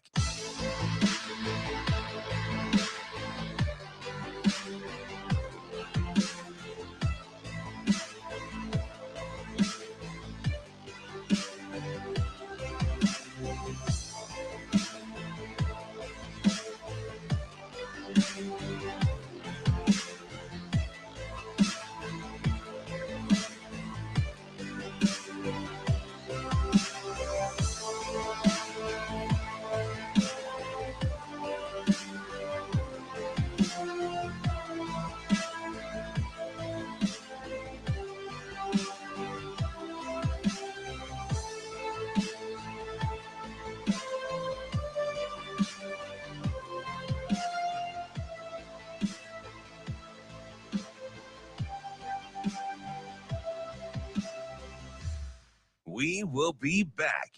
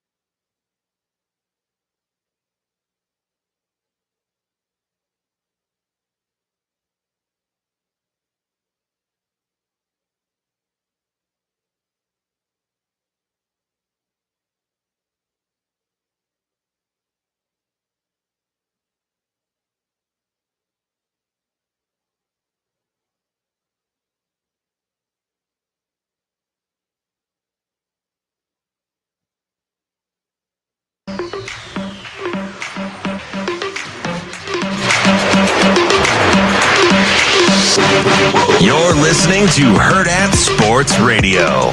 As they come to the top of the stretch, and they're into the stretch, and two Phils has turned for home on top. Keeps cards. Here's Mage coming strongly down the outside. Angel of Empire is putting in his run, and there's 1 furlong to run. Two Phils on the inside, trying to hold up Mage. Mage is taking the lead here as they come into the final 16th, and it is going to be Mage to win the Kentucky Derby. We're back here on Hurrdat Sports Radio, AM 590, ESPN Omaha, ESPN Tri-Cities. We're wrapping up hour number 2 live on Twitter, Facebook, YouTube as well. That's DB. I'm Ravi Lulla. It's time to talk a little Kentucky Derby with you guys call him Big A. I don't know if I know him like that yet. Anthony, how are you this morning? Any friend of Damon's is a friend of mine. What's up, legend? Tell you, buddy. How are you? That's my dude. Listen, this is one of my. I was just telling Shane. Shane reached out to me about 10 years ago. Damon, is that about right? Yep. When I was a Vegas insider, and we've been doing this now for probably 10 to 12 years. Yep. And some of them people in Omaha tried to poach me. So I called Shane. I was like, yo, where is Damon at? Let's go. Where is Damon at? I'm not doing nothing without Damon. The same way I know I'm the only racing guy. Yep. I don't like people sniffing my chicken. I ain't going anywhere else. Let's go. The best in the business, man. Are you ready for this one, right? The weather's not great today. How will it impact tomorrow? So what happens is down there, guys, I've been to 2 derbies live, 08, 09. 2.5 inches of rain in 08 the day before on Oaks Day. Tornado warnings, tornado touchdown like 3.5 miles away. Me and the ex shacked up in the hotel all day. I didn't leave because I don't mess with weather. And I know you guys, and we're going to talk about that in a minute. I know you guys been dealing with some tornadoes out there. Yes. I'm gonna make a 50-cent try box and a $1 exacta box. It's not a lot, but you guys retweeted out a link through Hurrdat the other day. Yep. I'm going to make a $1 exacta box, a 50-cent try, whatever we win. Hopefully we win something. I'm going to donate that to the tornado relief. Bless your heart. So, thank you, man. That's awesome. You're the man. By the way, if you heard the door just now, Ma Dukes is in the car. Say hi, Ma. It's Omaha. Hey, so Anthony, you know me well enough. You know we just had my mom on. And about 30 minutes ago, and she killed it. Like, this is her favorite time of the year. So she asked me 2 weeks ago if we were going to have you on. I'm like, are you kidding me? Yes, we're going to have you on. Death taxes in the big A, and I didn't pay taxes for a few years, so we're good. So the rain. So getting back to the weather, we didn't leave the hotel, and it was a cold rain. It was a rainy day. Didn't really miss much in the Kentucky Oaks. I don't even remember who won that year. The next day we got to the track. It was probably 60 degrees. We got there about 9:45, and the track was muddy. By the time the 5th race rolled around at probably 12:30, it had dried out so much that they had to add water to the track. When most tracks have a water truck that goes, all tracks have a water truck that goes around. The following year, 2009, same thing. Bunch of rain on Oaks Day. Track was off. The sun never came out Derby Day, and it stayed sloppy all day. And Mind That Bird won and paid over $100. So the weather's supposed to be really nice tomorrow. I would imagine it's supposed to be nice today. I would imagine that by the time we get to the Derby, especially, the track will be fast. So I'll tell Mama I won't worry too much about the track conditions. You got it. We're going to be okay. Big A. So track conditions, you expect them to be good. Does that lend itself to certain horses over others? I assume a muddy track would have lent itself to maybe some slower paced horses. Is there anybody you think has a distinct advantage by the track conditions you expect tomorrow? So no, you always handicap a race, Rob, for a fast track, and then if the weather dictates you have to call some audibles, you call some audibles. I don't think we're going to have to worry about it, so I didn't pay too much attention to it. Like I said, I've seen it firsthand, and the track maintenance has come such a long way that you really can manipulate. And I'm not saying this in a bad way, but you can get the moisture out of it a handful of different ways. So it's not Mother Nature's the best, and Mother Nature's going to provide plenty of help, it would seem, over the course of the next 3 days, over the course of the next 36 hours. So I wouldn't worry too much about it. All right. So a favorite seldom wins. How quickly did you know that you wanted to fade Fierceness? You never handicap a race going in trying to be the favorite. It's weird. Since they implemented a new point system as far as getting into the race back in 2013, favorites have actually had a pretty good record overall. So that would be 11 derbies. This year, the favorite to me, and for the novice racing fan, this isn't going to make a lot of sense. This year, the favorite to me is easily the most talented horse in the race, the number 17 Fierceness. I picked him second. But, and I don't know if you Game of Thrones fans out there, you know that Ned Stark said everything before Bud is bull, you know what. He is a bit of a Dr. Jekyll, Mr. Hyde. When he shows up, he will beat those horses like a drum tomorrow. When he doesn't get his own way, he can be a big baby, and he does not fire. He likes to be on the lead. He likes to be alone on the lead. And that's not happening in the Kentucky Derby. There are a handful of other horses, namely the number 1 Dornock, who 5 weeks ago would have been one of the favorites. He did not run very well. He had a couple of issues since his race in Kentucky in the Bluegrass back on the first Saturday in April, where they experimented and tried to take him from off the base. He's a front runner like Fierceness. That failed. So now from the inside draw, the rail is not as dreaded as it used to be because of the new starting gate. So he'll be running from the inside, and that kind of puts a crimp into Fierceness's plan. With that said, he's the best horse in the race, and if he shrugged the rest of them off and won the race by open lengths, it would not surprise me in the least tomorrow. But I'm not going to take him at 2-1 in a field where I think he's not supposed to get things his way. Big A, I got to ask you, how do you, because I am a novice race fan, how do you figure out the temperament of a horse? Is it just seeing how they come out in different races? Because I think to people like me, it makes sense when you say it, but it seems like something that would be hard to quantify. Yeah, it's hard. I mean, these horses are a little bit more prolific because they get the attention, right? I mean, every one of these horses, we want to talk about not having privacy. Every single one of these horses, there's bath shots of these horses this week. Nobody needs a bath shot of me, I can tell you that. But you can see Fierceness taking a bath. Well, not everybody. There are a few people out there that wouldn't mind a bath shot of me, if I'm being completely honest. Mine's actually pretty long and illustrious. But, so you get to learn. This is what I love about coming on here. I get to have a little fun. Everybody else is so stuck up. We're not curing cancer. We're talking about horse racing. So, you get to see them a little bit more. They're spoken about more. I've grown up around horses. Last year, I was a stable agent, had anywhere, with my trainer, had anywhere from 2 to 8 horses in my care at one point. You get to know them intimately when you're in the barn every day, but not every horse, right? I mean, there's thousands of horses running every day. Mm-hmm. These horses have all the attention on them. So yeah, you get to see them a little more. And Fierceness looks like he's a diva. Fierceness is LeBron. You touch Fierceness, Fierceness is gonna flop. Oh, see, that's why we get along. I don't like LeBron either. Hey, Big A, and I'm a Lakers fan. It breaks my heart. LeBum. That guy's the most overrated thing I've ever seen in my life. So you get to see you don't get to see their personalities as much on a regular basis, but these horses, they're more talked about, more heralded. So you do get to hear from their connections a little bit more about them. We'll get the tickets here in a little bit, but quickly, Big A, can a rookie can Curtis show up here at the Derby because he's got a talented horse?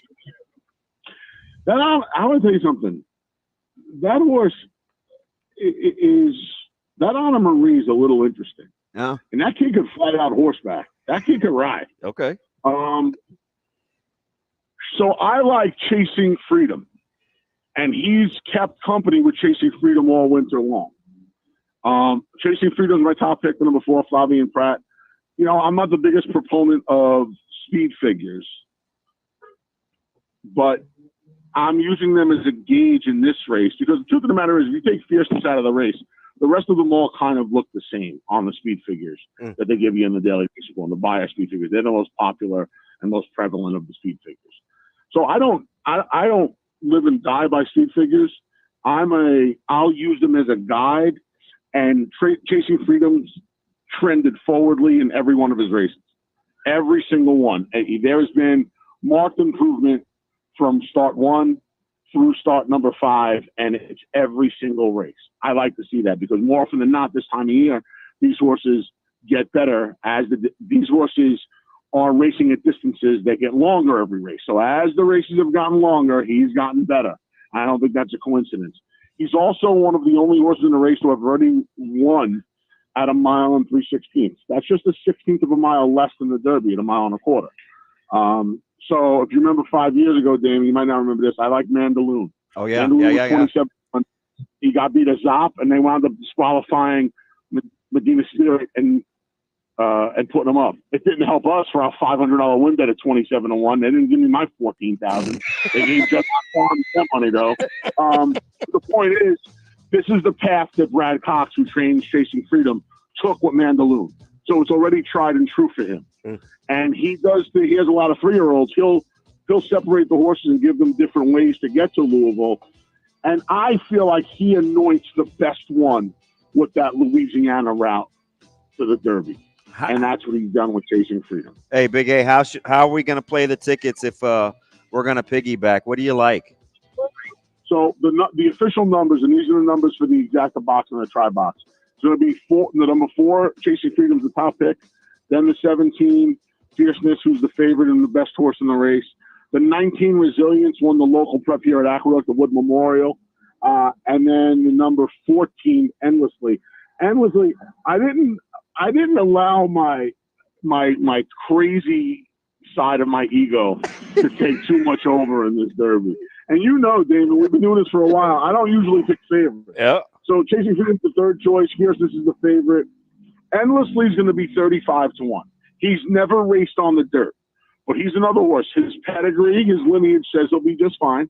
He's been training over it nicely. And more importantly, another horse, as the distances have gotten longer, he's gotten progressively better. That's the biggest hurdle. Horses, can they go a mile and a quarter? A lot of them can't, and I don't know if he can, but I know that the way he's run his last 2 races at 9 furlongs, it looks to me like he's going to appreciate that 10th furlong. So the official numbers are 4, 17, 19, 14. Dollar exacta box, 50-cent try box. All the money goes to the tornado relief. You are the man. You never disappoint. We'll catch up as we get ready for round 2 of the Triple Crown, man. The best in the business. Talk to you guys in a couple of weeks. Rob, good meeting you. Nice to meet you, Big Yes, A. sir. We will be back.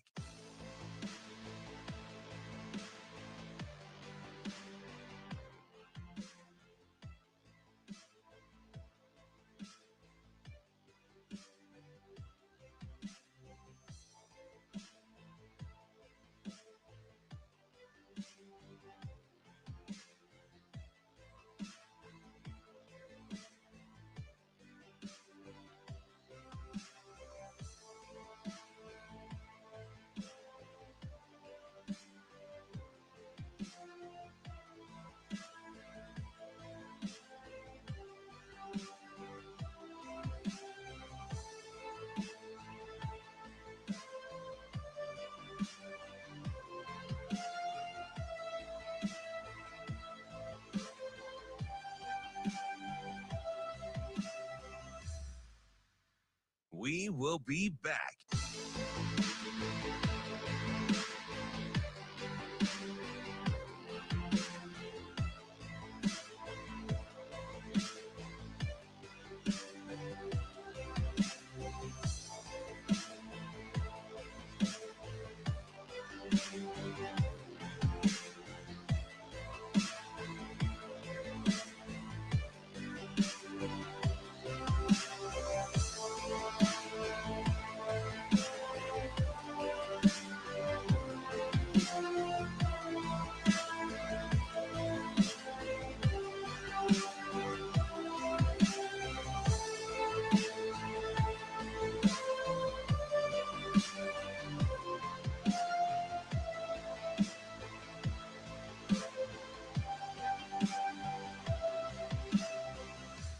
We will be back.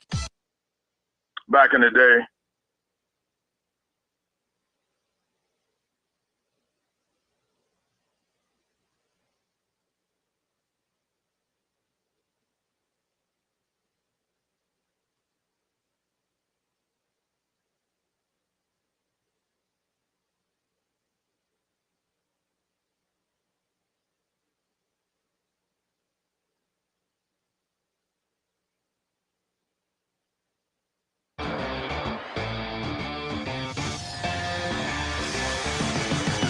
You're listening to Hurrdat Sports Radio.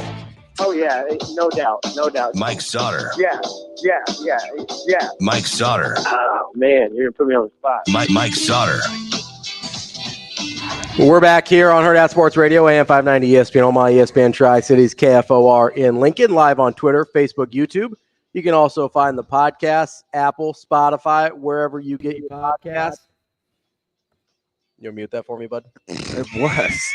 It super wasn't. He's 3 for 3. It just, I mean, next week did we're it gonna when I sat down. next week we'll give him a chance to turn his volume down. if it echoes, it wasn't down. He's That's the, all. He's That's the all. greatest. I know our segment embarrassed. with Anthony Stabile got cut off there. Big A. Make sure you go catch up either in the stream or the podcast. He gave a great the quad box trifecta, whatever. Isn't he something? No, he's the best. And so Alex Sindelar's texted me. He goes, I don't know what this guy looks like, but I know exactly what he looks like. So Shane, how many pounds has Big A lost in he's down probably 100 pounds. Dude, that's awesome. He has some of the best one-liners. He sounds like the most horse racing guy I'd ever like. If I was casting a movie and I needed a horse racing expert, that's exactly what I'm looking for. He's legit. Yes. Like, we'll give him a bigger segment because he's a great storyteller. I mean, we could bring him back on Monday to talk about it. And he's just grown up, and like that's we'll talk diets, we'll talk food. Like, he's a G. Like, he is an old school. I think the segment just needs to be the Big A and D. So if you want to play those, you can go to Warhorse Sportsbook. It's in Lincoln or the Horseman's Park in Omaha. Your kids in school? Or just rolling right along. Not in the car, are they? Horseman's Park in Omaha or Warhorse Sportsbook Casino in Lincoln. You can place your Kentucky Derby bets. It's the best place in Nebraska to place your bets. Make sure you get out there. Go back in the stream. Go back in the podcast. Listen to the picks that Big A gave us so you can go place your bets at Warhorse Sportsbook. Go to warhorsecasino.com/sportsbook if you need questions answered. You need a full list of details and house rules. That's Warhorse Sportsbook. No bets, no glory. We're going to move right on past whatever Shane was talking about. And we got Mike Sautter here this morning. Oh, my goodness. You don't like D? D's like my best friend. Isn't she something? Yeah. Remember, like, I'm pretty sure it was at least a handshake, but it might have been a side hug the last time I saw her. Yeah. It was probably a side hug. He does so much for kids. I was like, oh, God. Such a bleeding heart. Some of these guys, Mom, I just don't like. But look, in your honor, do you see what I'm trying to pull off right now? It's like me. It's hurting me like crazy, but I want you to feel confident and secure in your manliness. I am going to. I don't care. I am very I sit how I uncomfortable sit. sitting like my I son. sit how I sit. I don't know how grown men do this, but how we been, Jerome? I'm tired today. This morning. Stop. This morning It's I am. Friday. And I was working till late. What were you out doing this last morning? night? Well, went to a soccer game. Okay. Yes, you did. Yes, I did. Omaha South back 13 out of 14 years to the state tournament. Okay. Which is We not talked surprising. about their head coach yesterday at a middle school Joe track Moss. meet. Yeah. Pretty good. Pretty good. Yeah, and they almost gave it away. It was odd. But yeah, my love-hate with soccer is this. Omaha South dominated the game in the first 40 minutes of that game. And I am not a soccer expert by any means, and I don't want to pretend to be No one. gatekeeping here with us. But they clearly dominated the game where, like, the ball was on the opponent's half of the field for 37 of the 40 minutes. And the score was 0-0. Yeah. Like, how? No, flat back. They just didn't want to give up. Yep. Yeah. They I know, didn't want to but give up. they literally packed it in. Like, I was like, see, this is why the average fan can't get down with this. There are some similarities to hockey. So I understand. And having that been a part of my life for 16 years, right? Yeah. Including college. Like, like, I've seen the Sabres win a championship like that. Right. Where, you know, Is that Ryan Miller? Neutral zone trapping and kind of, and now these teams will play flat backs and not put as much pressure right on I was like, what are we doing? But all that matters is if you can put the ball in the net, though. Right. I know. Right. So if you can withstand the onslaught, you may never score, but you won't lose 5-6-0 either. Right. So anyway, that's the what South I did is last capable night. of doing that to you. Oh, for sure. That's what I was doing last night. And then I got home because the people at South were like, "Oh, we'll see you next week." I'm like, "Next week? State's next week? State soccer's next week?" And I was like, "Well, you got state track coming up. You're just coming off Metros. Baseball tracks coming up, or state baseballs the following week." And I'm like, "Wait, I thought I had a week to like get this planned out." so I started building out the spreadsheet and everything last night, until probably 1:30. It's gonna be hectic. Yeah. So we got to plan. We got people moving parts, and you got to plan all that out. So, that's basically what I was. I mean, I got the spreadsheet up right here. That's why you got to help delegate your Hurrdat team. That's what I'm doing. That's why you got the spreadsheet. But I have to put the plan together to help delegate where people can be. Fresh off of Metro too. Yeah, Metro.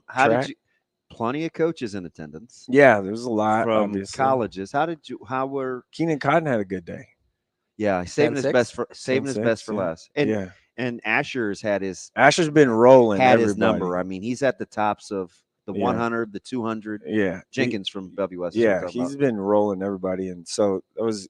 I feel we talked about Keenan Cotton last week or 2 weeks ago, whatever, about how his track time is going to be important. Well, he puts one up, and so now you're kind of like to see that in the 10.5s, but weather wasn't great either. It was sucked. Yeah, it was wet and raining. That was Wednesday. Yeah, shopping day. So you went to Costco? Took my mom.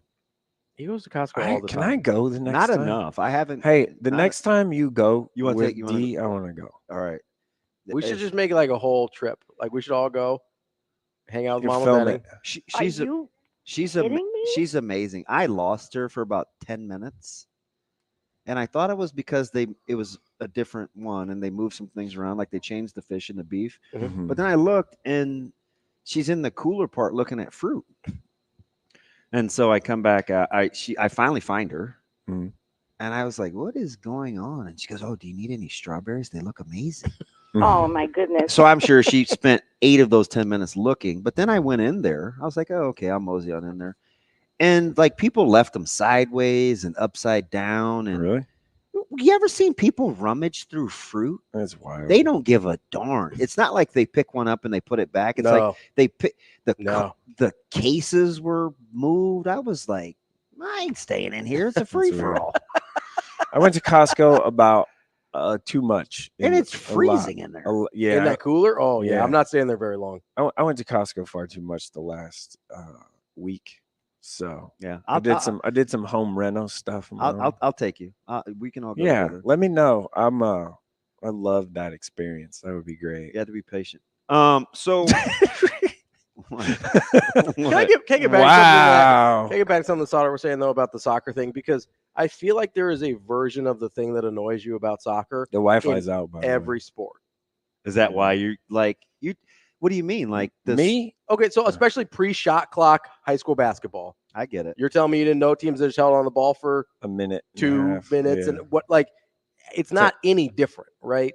Right. It's the same principle, and you see it with basketball is the most obvious one, but you even see it in college basketball. Like Virginia won a national championship, basically doing exactly what you just said. Mm-hmm.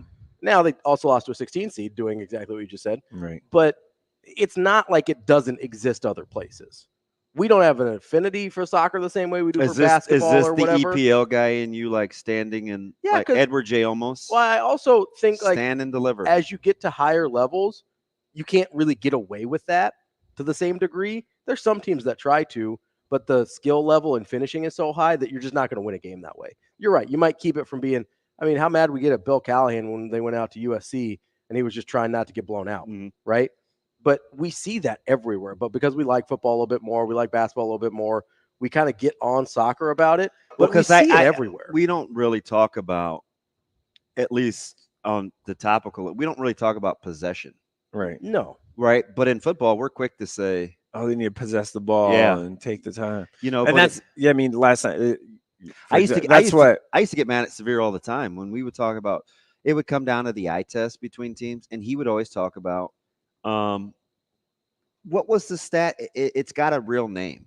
When you control the ball for the majority of the time in a football game, and I'm not talking about like time of possession. It has an analytical. Oh, it's called it's like ball control or possession control, something like that. And like committees would look at it as kind of a game control. Yes. Yeah, that's it. Yeah. Thank you.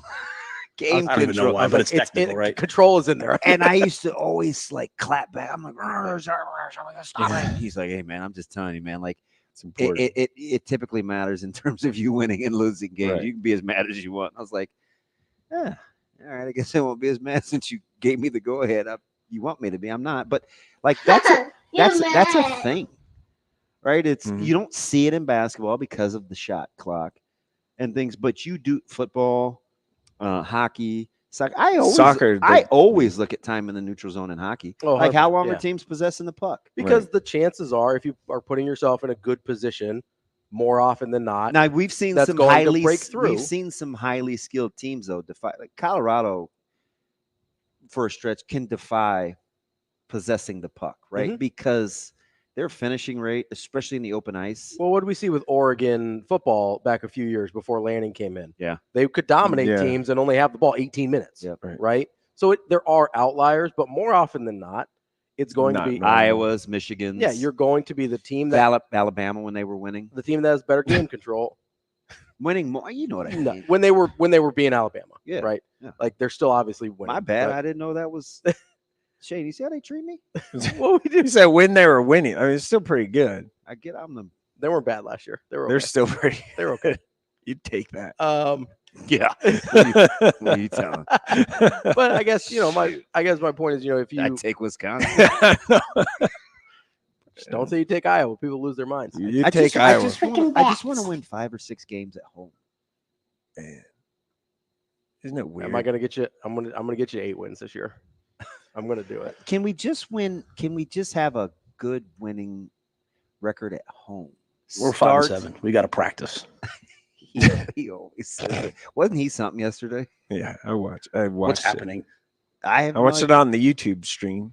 Yeah, the stream is where you kind of got to be if you want the good stuff. Yeah, I watched the YouTube stream of the one and only Matt Rule. Better be ready to deal with the heat. Let me ask you something here as we flip this back to high school. Busy time. Are you surprised? And you've done this since 11, 12? 11. Kind of started to blow up. Okay. So do you remember this period of the year being as important as it is? I had this conversation with my wife about, I don't know, 12:30 this morning. I'm surprised she's talking to you. Good on her. Yeah, she was not happy last night. When I told her, when I was like, hello, hey, remember when I told you, I gave you the wrong dates. So anyway, this is the first time that I have ever done like district baseball, spring sports, baseball, soccer, whatever stuff, because I've always been traveling for AAU basketball at this time of year. So this weekend is like, it's odd for me to not be traveling, watching basketball stuff. The football calendar with recruiting has did it sneak up on me because I was like a bunch of coaches for the last 5 or 6 years, over. but these months are like critical. We don't even talk about the game day experience. No, we don't even talk about fall. I don't think it's that important anymore. Well, but the kids kind of give you that vibe though, don't they? Because they don't really want to travel or get someplace during the season. After they just played on Friday. Yeah, they want to play their game, and not focus worry on about it. And then not have to worry about getting. I felt like that 5 pendulum a.m. is swung though. Yeah, I think it's changed around here with Nebraska. The coaches though, right? I do think you get a little bit more pushback from coaches now, where they don't want their guys being gone. Yeah, I'm in Nebraska, like the college coaches. There's some of that because there was previous staffs. It was all game day experience, right? They thought that was, and listen, that's a great thing Nebraska has to offer, but it's also like everybody's got if you're talking about this level of football, everybody's got a pretty cool game day experience, right? Yeah. Like there's not a ton of differentiation there. And so I think that's a hard place to sell people where, what Coach Rule talked about yesterday, eliminating the deficiencies, right? Eliminating the deficits. So like game day experience isn't a deficit for most people. Yeah. And I get it. And you're right with the evaluation period and where coaches are like two coaches from other schools just brought up Norris 4x1 team at Metro, watching Donovan. Yeah. Jones too, but times 2. But it's like, oh man, and we've developed good relationships with these guys, so they can tell me things. It doesn't have to be Nebraska related, but just like his size and speed and stuff as an eval period. We just saw an offer go out from NDSU to Cotton without a real football evaluation period, but the track time helped. And you watch him run, and again, I get it. It's not one of those guys that looks fast, but he is fast. Yeah, he's very fast. And so I think I look at guys' visits and when they take visits, and Nebraska just had 8 OVs for the spring game. That's a lot, and it's late April, like the calendar. That's why I am a proponent of a earlier, even like a Bo Pelini end of summer signing day. Yeah, like I think that like August 1. Yeah, something like that before their high school season starts.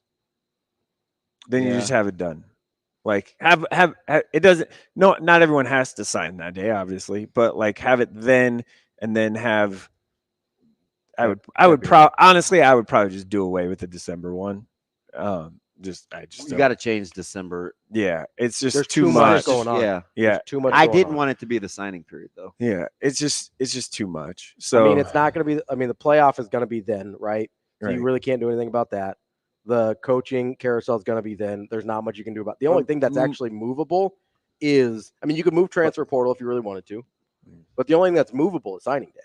Really, I would quagmire in December. Move that one to August and then leave put one February or it's got to be February because coaching changes and stuff in January. But That's so what I would do. what'd you make of Amarion's offer? I was pretty stingy when it comes to offering. Amarian Jackson. Yeah, Iowa offered. Who else offered? Someone else. So I think he's got Iowa State, Illinois, Iowa State, Minnesota. Yeah, Iowa State offered and Iowa offered this week. You surprised by the Iowa offer? Amarian Jackson from Millard South, the wide receiver. If you don't know, am I super talented? Am I surprised? Catches everything. No. We said they're stingy, so I was curious. I just know how they recruit. Right. Yeah. Right. So it's like an aim small, miss small thing. Yep. And Coach Woods is very particular. Mm-hmm. There are some guys, I'm not, no sense in getting into this really, but there are some guys that are probably better prospects that he won't put the time and energy into because of things that you can't see. Right. So I say all that to say they typically do their due diligence. Right. I mean, it's good for him to get momentum and stuff. I think I've said this a lot, but I think he's a really good player. Kind of fits. If you look at what Iowa does and what he can do, Are you surprised more people are?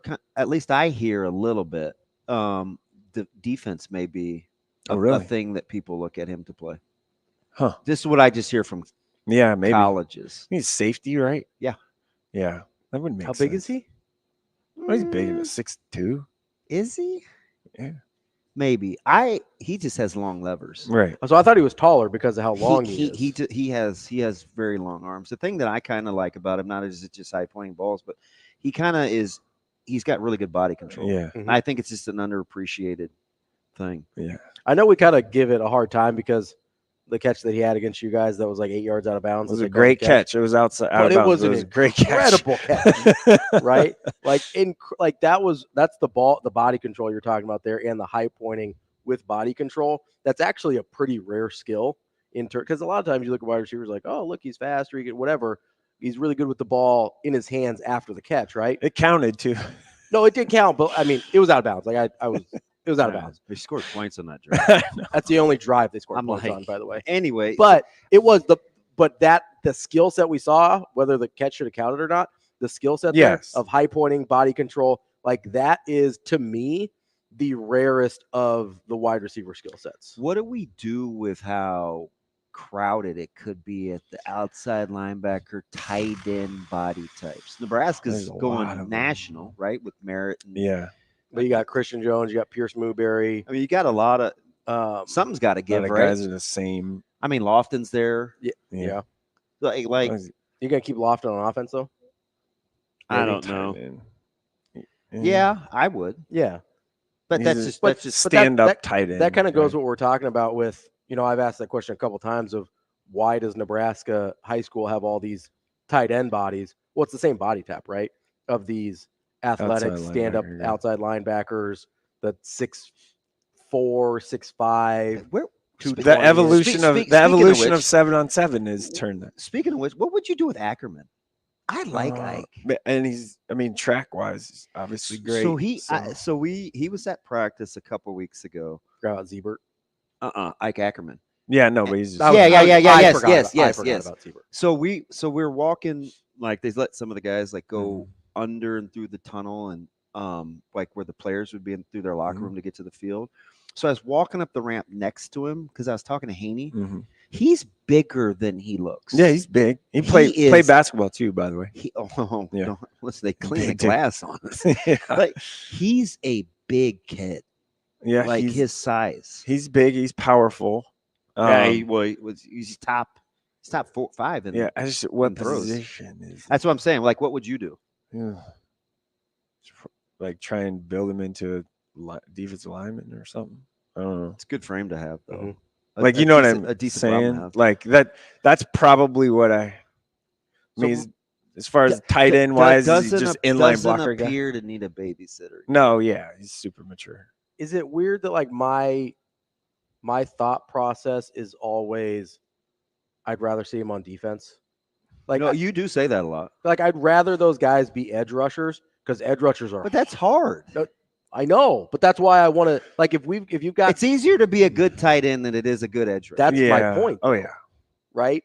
Is if you've got all these guys that have a certain body type and skill set, but a lot of that edge rusher stuff isn't just power, though. I mean, you got to have the bend, and I understand that. But if you like these guys' frames and athleticism, I would like to see them get shots on defense because it's harder to find impact edge rushers than it is impact tight end. Do you just keep, if you're Nebraska, you just keep swinging to edge rushers and try and just get one that fits eventually?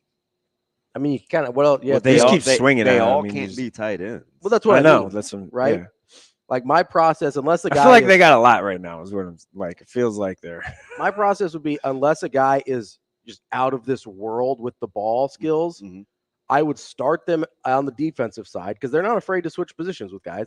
I'd start them on the defensive side, see if they can figure out the edge rush thing, and if it's not a fit, then you move them back to tight end. But those edge rushers are so hard to find. If you can start developing edge rushers consistently, you will win forever. I promise that. You can find tight ends. Edge rushers, there's a reason nobody gets good edge rushers out of the portal. There's none to be found. And everyone wants to keep it. It's kind of like big men in college basketball. There's none out there. No. Are you drinking raspberry neck? What is that? That's a Waterloo. Oh, Costco, baby. That's his jam. He drinks that stuff all the time. $8.99 for a case. I ain't buying that. Coming up next, we will have more of the one and only. $8.99 for 24. It's too expensive. Mike Sautter here on Hurrdat Sports Radio. Is too expensive. Dude, I'm poor. AM 590, ESPN Omaha, ESPN Tri-Cities, KFOR Lincoln.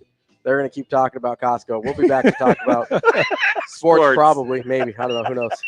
We'll be back.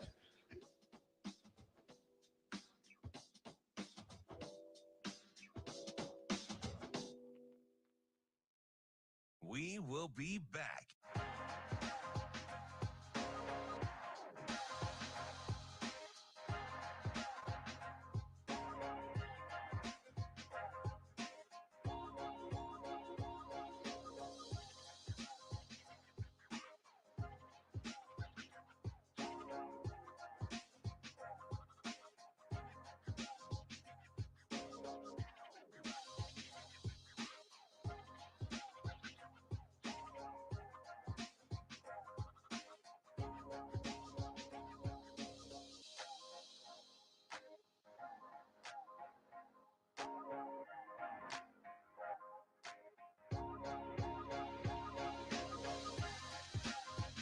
We will be back.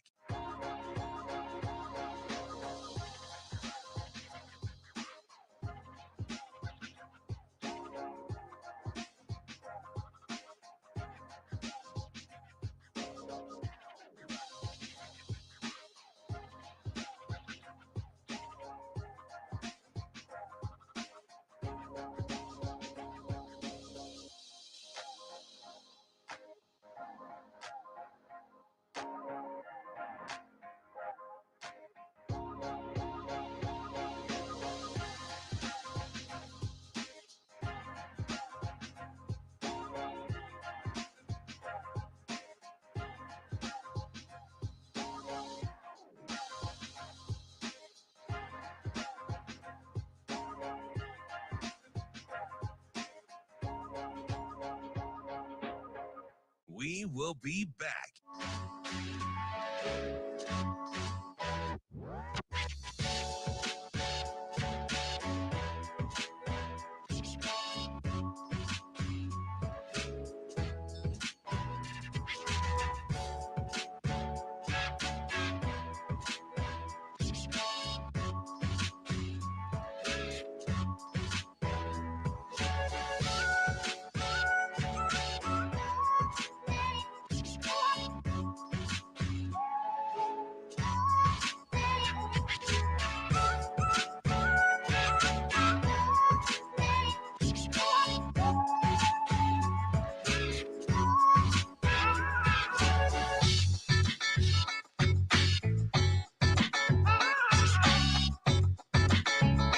We will be back.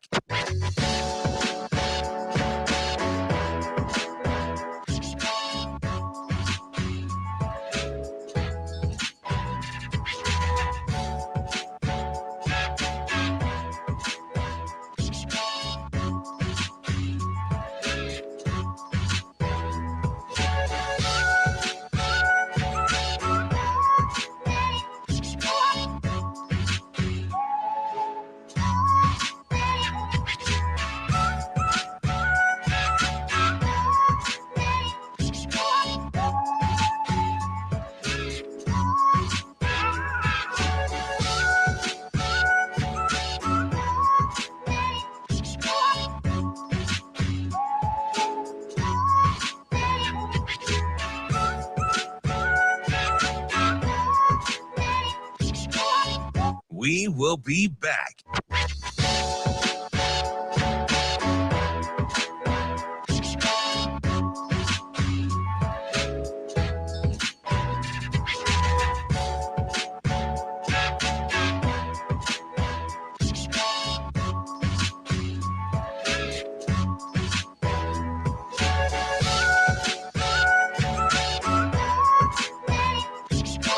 We will be back.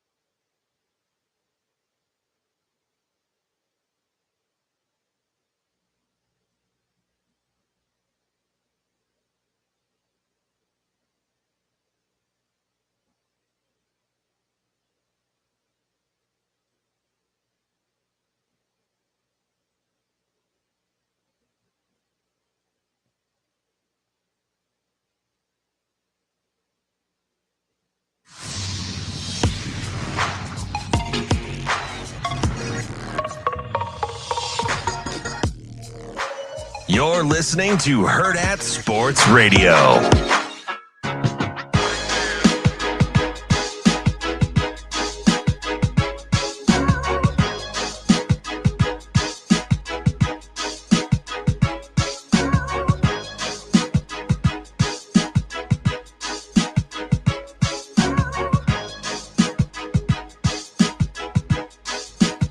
Or not. We're back here on Hurrdat Sports Radio, AM 590, ESPN Omaha, ESPN Tri-Cities, KFOR in Lincoln, live on Twitter, Facebook, and YouTube. Just going to keep on rolling because we're brought to you by the Team Jack Foundation. Get to teamjackfoundation.org to get involved with this very worthy cause. Their goal, super simple, just simple, not easy though, trying to find better treatments and eventually a cure for childhood brain cancer. They get involved with national organizations funding a myriad of projects at places like Dana-Farber Cancer Institute, Memorial Sloan Kettering, and of course our very own Nebraska Med Center. Make sure you get to teamjackfoundation.org to figure out where their events are, to get involved by donating directly to the cause, or seeing what all projects they are working on. That's teamjackfoundation.org. Shane, how you feeling? You like how he's myriad there? I'm okay. Okay. Sup, D? She's just chilling. Can I say that next time I see her? Sup, D? I'm just chilling. I'm gonna see her this weekend. Tell her I said what's up. will do. Oh, play for him. Don't be weird, Mike. Don't do that. Oh my goodness. So being weird, man. I don't know. How are you doing today, Ravi? You doing great? I'm doing 'Cause I good. feel like I'm doing this good. is a little off the rails.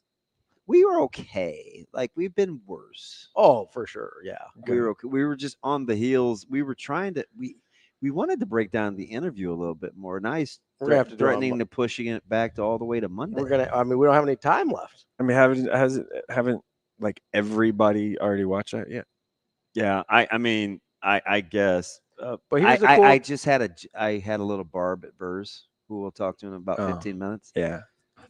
Because Amazing Daniel tweeted out a bunch of pictures of his pizza, and I can't even remember what I said. Something I haven't like been there in a while. Everybody sucks that he's good at his job or something like that. Like, I don't know how this guy does it. And he quote tweeted Coach Rule's snippet about functional people look dysfunctional to dysfunctional people. So what are you saying, man? Am I dysfunctional? I think he's calling you dysfunctional. Look dysfunctional to dysfunctional people. I think he's calling you dysfunctional. I'm just impressed that he got that right on the first try. There's a lot of like functional, dysfunctional in there. I definitely would He have said that it. before. Oh, for sure. Yeah. But it's still a little bit of a tongue twister, a little bit. Yeah. No, I think everybody has watched at this point. If you haven't, make sure you go check it out. But I'm just trying to function today. If I was a Husker fan, I'd just be coming hoping that the ball's not on the ground. The thing that I like is, he just runs by these truth bombs, right? He drops them and then just keeps on running and doesn't really give you a chance to kind of digest them and break them down a little bit. So, we've got a few of those we got to get to still. Tony made that up. I don't know where he's coming from. I wish high school guys, more of them would invest in these similar philosophies, right? Yeah. Stay in the moment. Don't worry about tomorrow. I would tell you in that vein, to quote the DJ Rizak mantra, the simple versus easy. In that vein, the one thing, I don't know why I just thought of this. I go to a lot of high school football games, and it's not even your favorite. The phrase that is used way too much is "do your job" without defining what that is. Like you're yelling "do your job" at the players, but like what's happening? Yeah, what is happening? Tell me. Also, are you doing your job? Yeah. Is it modeled behavior to do your job? It's just do your job, dude. I hear it all the time, and I'm like, that's an easy thing. Is there more? There's got to be some more. There's got to be deeper meaning there. Like you got to explain. So I'm glad where a kid will look back and be like, "No kidding." Yeah, I'm glad you. Well, and I'm trying. You kind of get some of that in like boxing corners. Oh, right. yeah. Like you ever listen to? They're just kind of giving platitudes, and you're like, yeah, that's not very good. He's probably in trouble. Well, and there's some of those, right, where you don't know if it's sort of a verbal cue, right? Because I'm sure there could be something like there might be something a that's part of the happening, game plan or something, but there might be something that's happening behind the scenes where, hey, if I say do your job, or like do your job is probably too vague for it to be a thing. Like in a boxing corner, if I give some instruction, it's like a verbal cue. They Stick know and move immediately. Like, okay, this is what that means. This is what I'm not doing. This is what I need to do. What gets frustrating is people will just use platitudes like "do your job" or like "keep grinding" or whatever, and it's like, okay, what does that mean? Mhm. What, like, That sounds soft. Need some substance behind it. If you're a 14 or 15-year-old kid, I'm going to need you to define that for me. Need some substance so that I know that you're not just getting these like TikTok inspiration guys and you're like, oh man, he yells, dude. Like, you can't just yell "if we die, we die" and not have something to back that up where the guys know exactly what you're talking about. I know who didn't do their Congratulations to job. Coach Freeman too. They just posted. Oh yeah, on Westview social media the other day. That's Westview getting another job. Yeah. Any Pat Freeman getting that job. Are you a guy that wants that May 1st list? Because there's a lot on there. Yeah, well, yeah. It's like got the transfer list, crazy. Yeah, or enrollment list, whatever. Yeah, I don't know what they call it. And I think anymore, just people are like protecting themselves a little bit and making sure like we're just gonna put everybody on there. So it makes a lot more sense. That one, coming out on Thursday, I think maybe it was on purpose. Why do you say that? Well, I mean, when if you don't know, Westview has a new boys basketball coach, Omaha Westview, and it is because Mitch Runco resigned and is exploring other opportunities. I'll say that it is So Freeman was an assistant at Millard West and then went to Westview. And it's kind of his time, right? He's applied for some jobs and everything. So I say that because, when Coach Runco left, there was like, oh, where is I don't know, Taven Zephyr Murray, who is a Division I basketball player. Is he going to stay? Where's he going to go?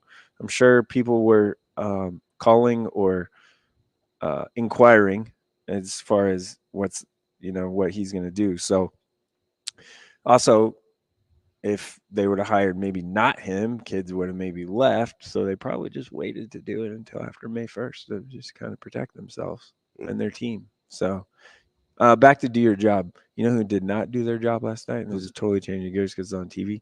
Tobias Harris. Yeah. Did not do his job last night. He hasn't been doing his job for a while now. How would you play with Bell's palsy? And I get there's hard. varying degrees of it. Mm-hmm. But how would you play with that? Yeah, I no idea. I mean, it would have to be, and I don't mean to diminish it, it'd have to be a relatively minor case of it. Yeah. Or to go along with Embiid's injury. Yeah, or at least a relatively minor episode. I know that you can kind of have varying degrees even within a person, because there was a World's Strongest Man guy, Hafthor Bjornsson, had Bell's palsy. I watched a special on him. He won a World's Strongest Man. He's got the world deadlift record, but there was... We were in Fayetteville, by the way. Oh, that's man. when you watched the special? Yeah. That was me on Tuesday, by the way. He played he played the Mountain in Game of Thrones, but that's the guy. He's got, I think it's Bell's palsy, where he'll kind of go through episodes and it can come back pretty quick, but it is for a while, it's almost like he had a stroke and like certain parts of his either like face or body don't really work. So I don't know the technical, but I just know I've seen it before where he talked about how it impacted his diet. Yeah, I bet. Yeah. Because digestion, that's and his ability to chew. And man, those dudes they have to eat so much to maintain that weight. But yeah, so I know that it's possible to perform relatively quickly after you have an episode or something like that. I just don't know. Obviously, like strongman and basketball are different. I don't know in Embiid's case, like how that worked and how much it impacted. I'm sure it'll come out like how bad it was whatever. What was your level of surprise that Doc finished 19 and 22 or whatever? None at all. Was for none at all. None at all. I like Doc. I thought it was no big deal. Why? It was terrible to fire a guy who was winning. I'm not even sure how well his guys in the industry like the fact that he keeps getting jobs. I've watched a lot of. I think they're probably over it at this point. Like it's probably time to move on. Yeah. Like at what point do you just say like, hey, somebody else probably deserves a shot? Yeah. NBA likes to recycle coaches a lot. Okay, but like Steve Nash. So is college basketball. Steve Nash is in like one of the worst situations you ever could inherit in terms of personalities on the team, stuff like that. And maybe he doesn't want another job because of that, but he did relatively well in that situation, despite all of the nonsense of guys not wanting to be there, guys that are there not wanting to play, and he's not getting another job. But Doc Rivers can't stop getting jobs? Hey, the most important question, did you take the future on the Preds and the Leafs? You told me Panthers. No, that's to win the Stanley Cup. Oh, that's all I did. I said the ones to come from behind in the series yesterday. Oh, no, I just did Panthers. You're going to Game 7 with Toronto and Boston. I got in late, though. I only got it plus 500. You said it was like plus 700 a couple days before. Hey, sorry, man. Tell me earlier. I got called D's bookie. I don't even know who you're talking about. I only bet at Warhorse. I'm okay. Best place in Nebraska. We will be back with Matt Vrzal to wrap up the week. Okay.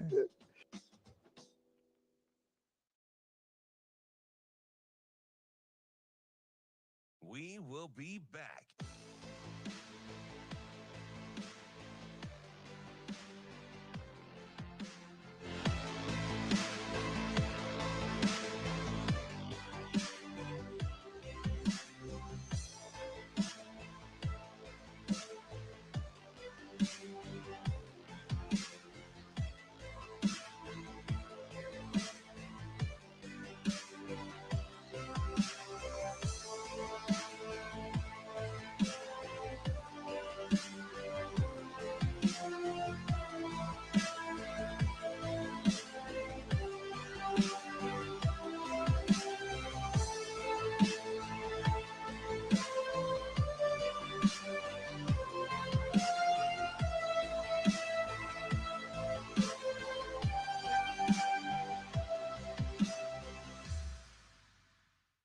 will be back.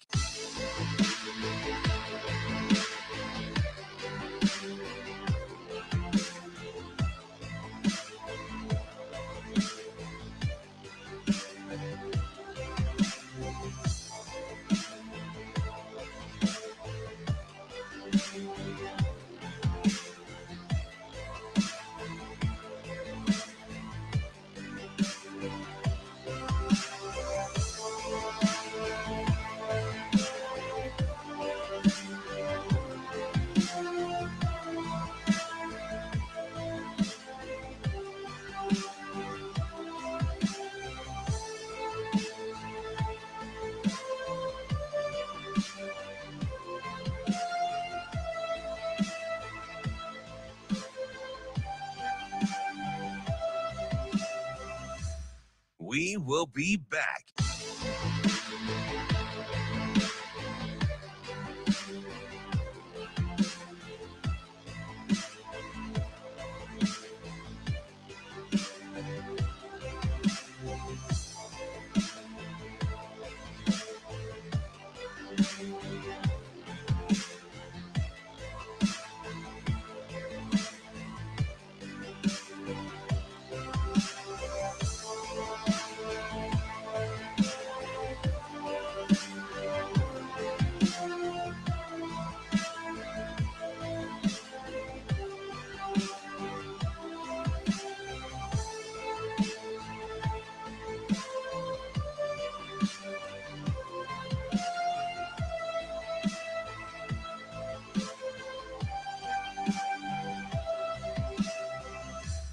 We will be back.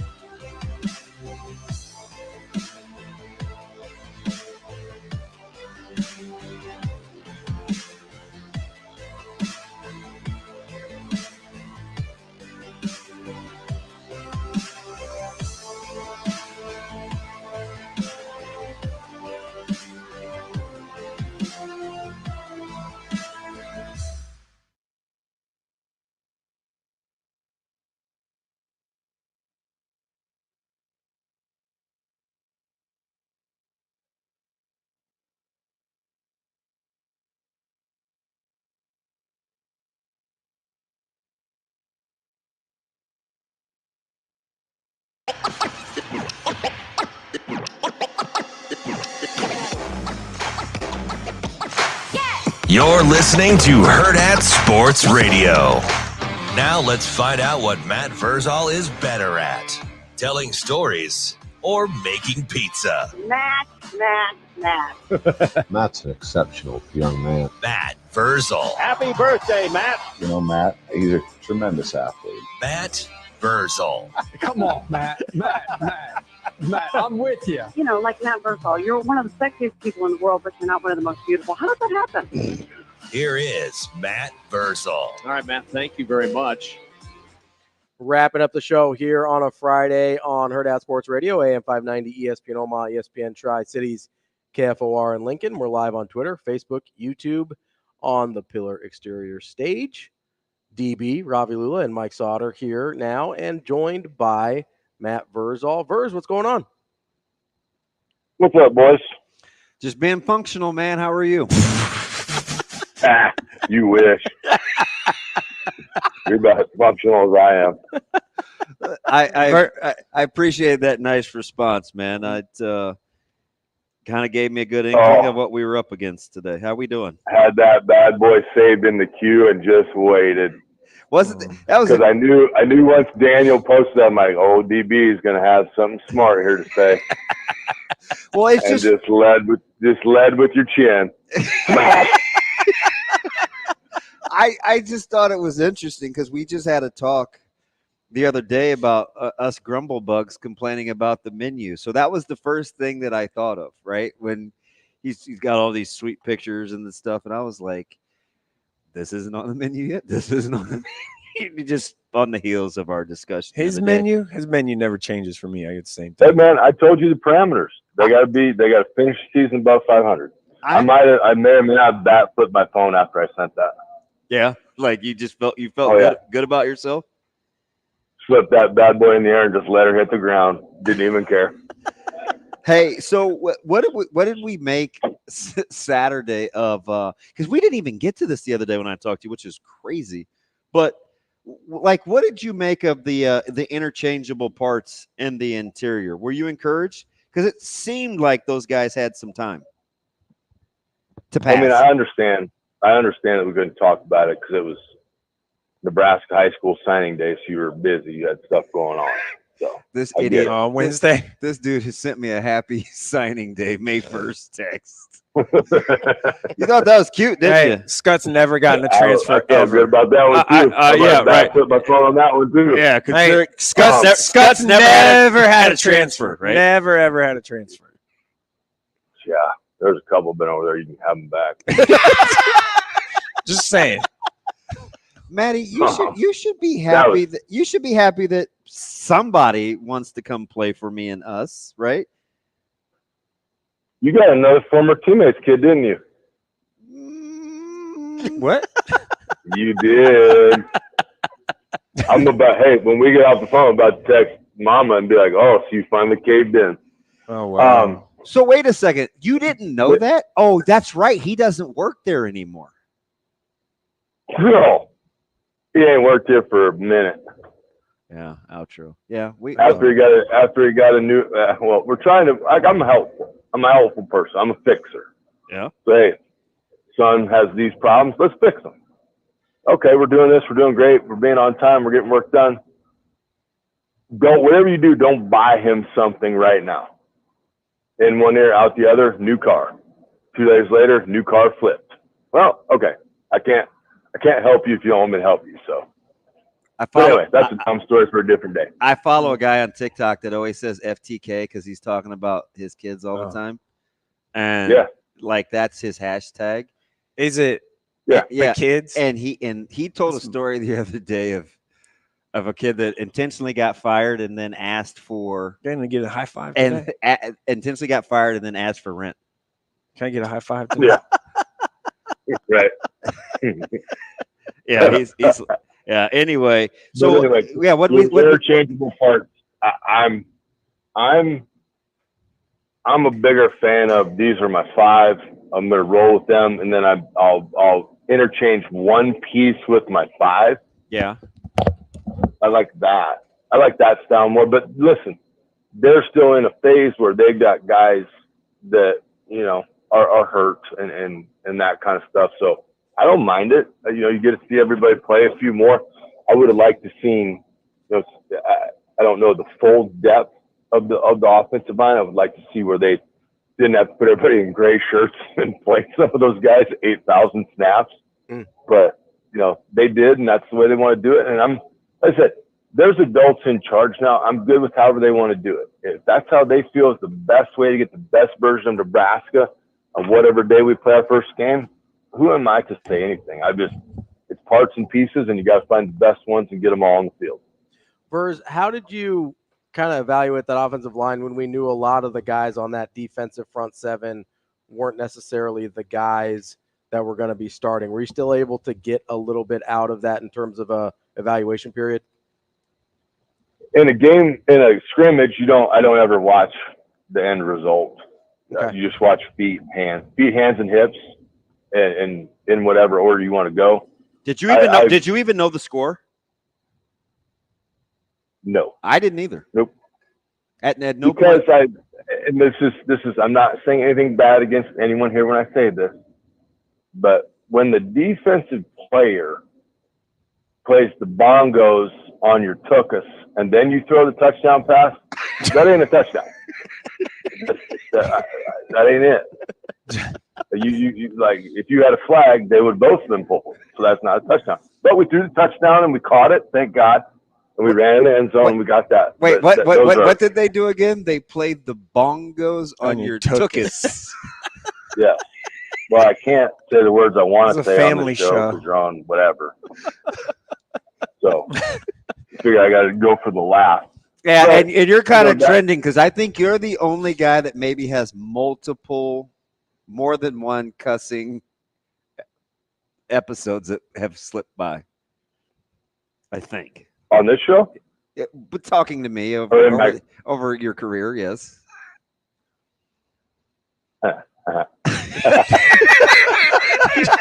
I was praying you didn't deny it because I was like, yeah, you got to probably own that one. Oh no, I know. And sometimes I just do it for the people in the stream because I know message me like that was awesome. I'm like, yeah, no, thanks, man. Dude, how about my man Kenny Bell getting loose with one? Oh, did he? Oh yeah. Broadcast? Oh yeah. Listen, I know they got guys hurt. I know you and Rule are tight. I watched the first 3 plays, and they threw it 3 times, and I just kind of quit watching. Oh, I watched later in the night because I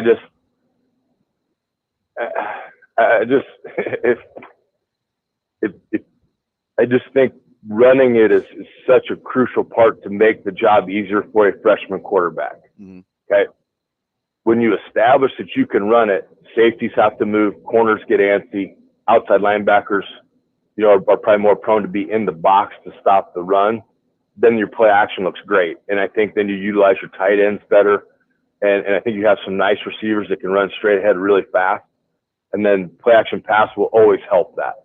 It will always, for eternity, they got J.J. McCarthy drafted. Like, it will always work. So you're a fan of the air raid. The dawn of time to the end of time. That will always work. So I just would have liked to see him, even with guys banged up, just pound it and run it, because your linemen that you want to test, that you're trying to figure out about, let them get frothed up. Let them get excited about what they do. Let them feel that you trust them enough that you're just going to run it and run it and run it. Mm-hmm. And I'm not saying you got to do it the whole game, because like I said, you run it enough where the defense gets antsy, and now you can't cover the way you want to cover because you've had to change to stop something else. I understand injury, but I understand that spring is a great time to just throw a young guy in there like, hey, you 3 interior linemen that we're not 100% sure about, we're going to give you a series of plays, and you go out, you just stuff this thing down their throat and see if they like it. And if you get that done, then we're going to do a couple more of them, or play action pass, score a touchdown that doesn't get tagged off by a defensive lineman, and you're going to be celebrating all night. The brass rail in the bar will pour you drinks till the sun comes up. Wow. Hey, is the brass rail, is that still a thing, Matty? People still go there? Buddy, the brass rail is bougie now. Is it? It's got, oh my gosh. Gone are the days of Kevin Raymakers using their pitchers for multiple uses. And the bathroom that he came up on the show the other day as one of the few guys that, like, I could actually remember yucking it up with T.O.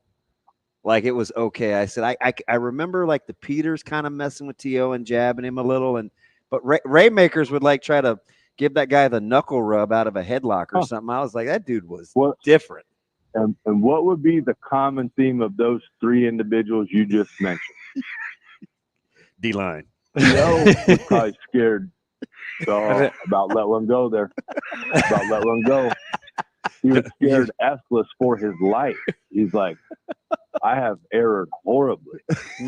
Verz, you got there. And you know what? General public in Nebraska, you ran my guy CP through the ringer back in the day about a letter or about whatever one lady said. That lady's sisters wrote a letter to Christian and apologized and found out she was lying. But I'm not going to do it. He won't let me put it out there. But my guy needs some apologies from a lot of people, and I don't forget. So, I got anyway, you. I got you. you. Hey, Theo was probably scared to death. Like, hey, I better laugh at this, or this thing could snap. And then in turn, I get snapped in half because they are not right in the head. Raymakers, you tell me I'm crazy. Raymakers nuts. Oh, listen, I was terrified sometimes because if you fought, that's an everyday thing and it's never going away. We catered the beautiful Lisa and Terry Keneally's 50th and their anniversary. Okay, I haven't seen Raymakers in forever and a day. He's down in Georgia. I walk in, you get the bro hug, and we popped one real good on the handshake. I'm sitting there talking, and before I know it, I am doubled over in half. This asshole nut tapped me, and I thought I was going to puke. Like, I really did. Jeez. And so I went, we got to get some pizzas. We're catering this thing. I'm kind of cooking some pizzas at TC's house. What the? And so TC's got I had it maybe in my car. Oh, I had a Crown Royal bag of change in my truck. And so I'm like, I'm going to get this MFer. So he comes up and he's like, oh, dude, Burrs, great job. This is awesome. It's so fun to see everybody. And I just gave that Crown Royal bag full of change a little twirl and hit him square. Dropped him. And I never felt more scared and alive in my life, because I was like, I may need to run. I was like, I don't know if I can run, but I might have to run. And he got up and he looked at me with those weirdo eyes. He goes, we're even. I was like, great. Hey, I got a question before we get out of here, because we're just on the stream now. Are you going to high school baseball today or tomorrow? Still there? Yeah. Are you going to high school baseball tomorrow or today? Verse. I think he hung up. Yeah. Well, all right. We got to go. We've been off the air, I think, for like 4 whole seconds. Hey, before God bless the stream. Yeah, I'm pretty sure the a-hole only went out over the so we appreciate Matt Vrzal as always. DB and I will be back on Monday. Hurrdat Sports Radio.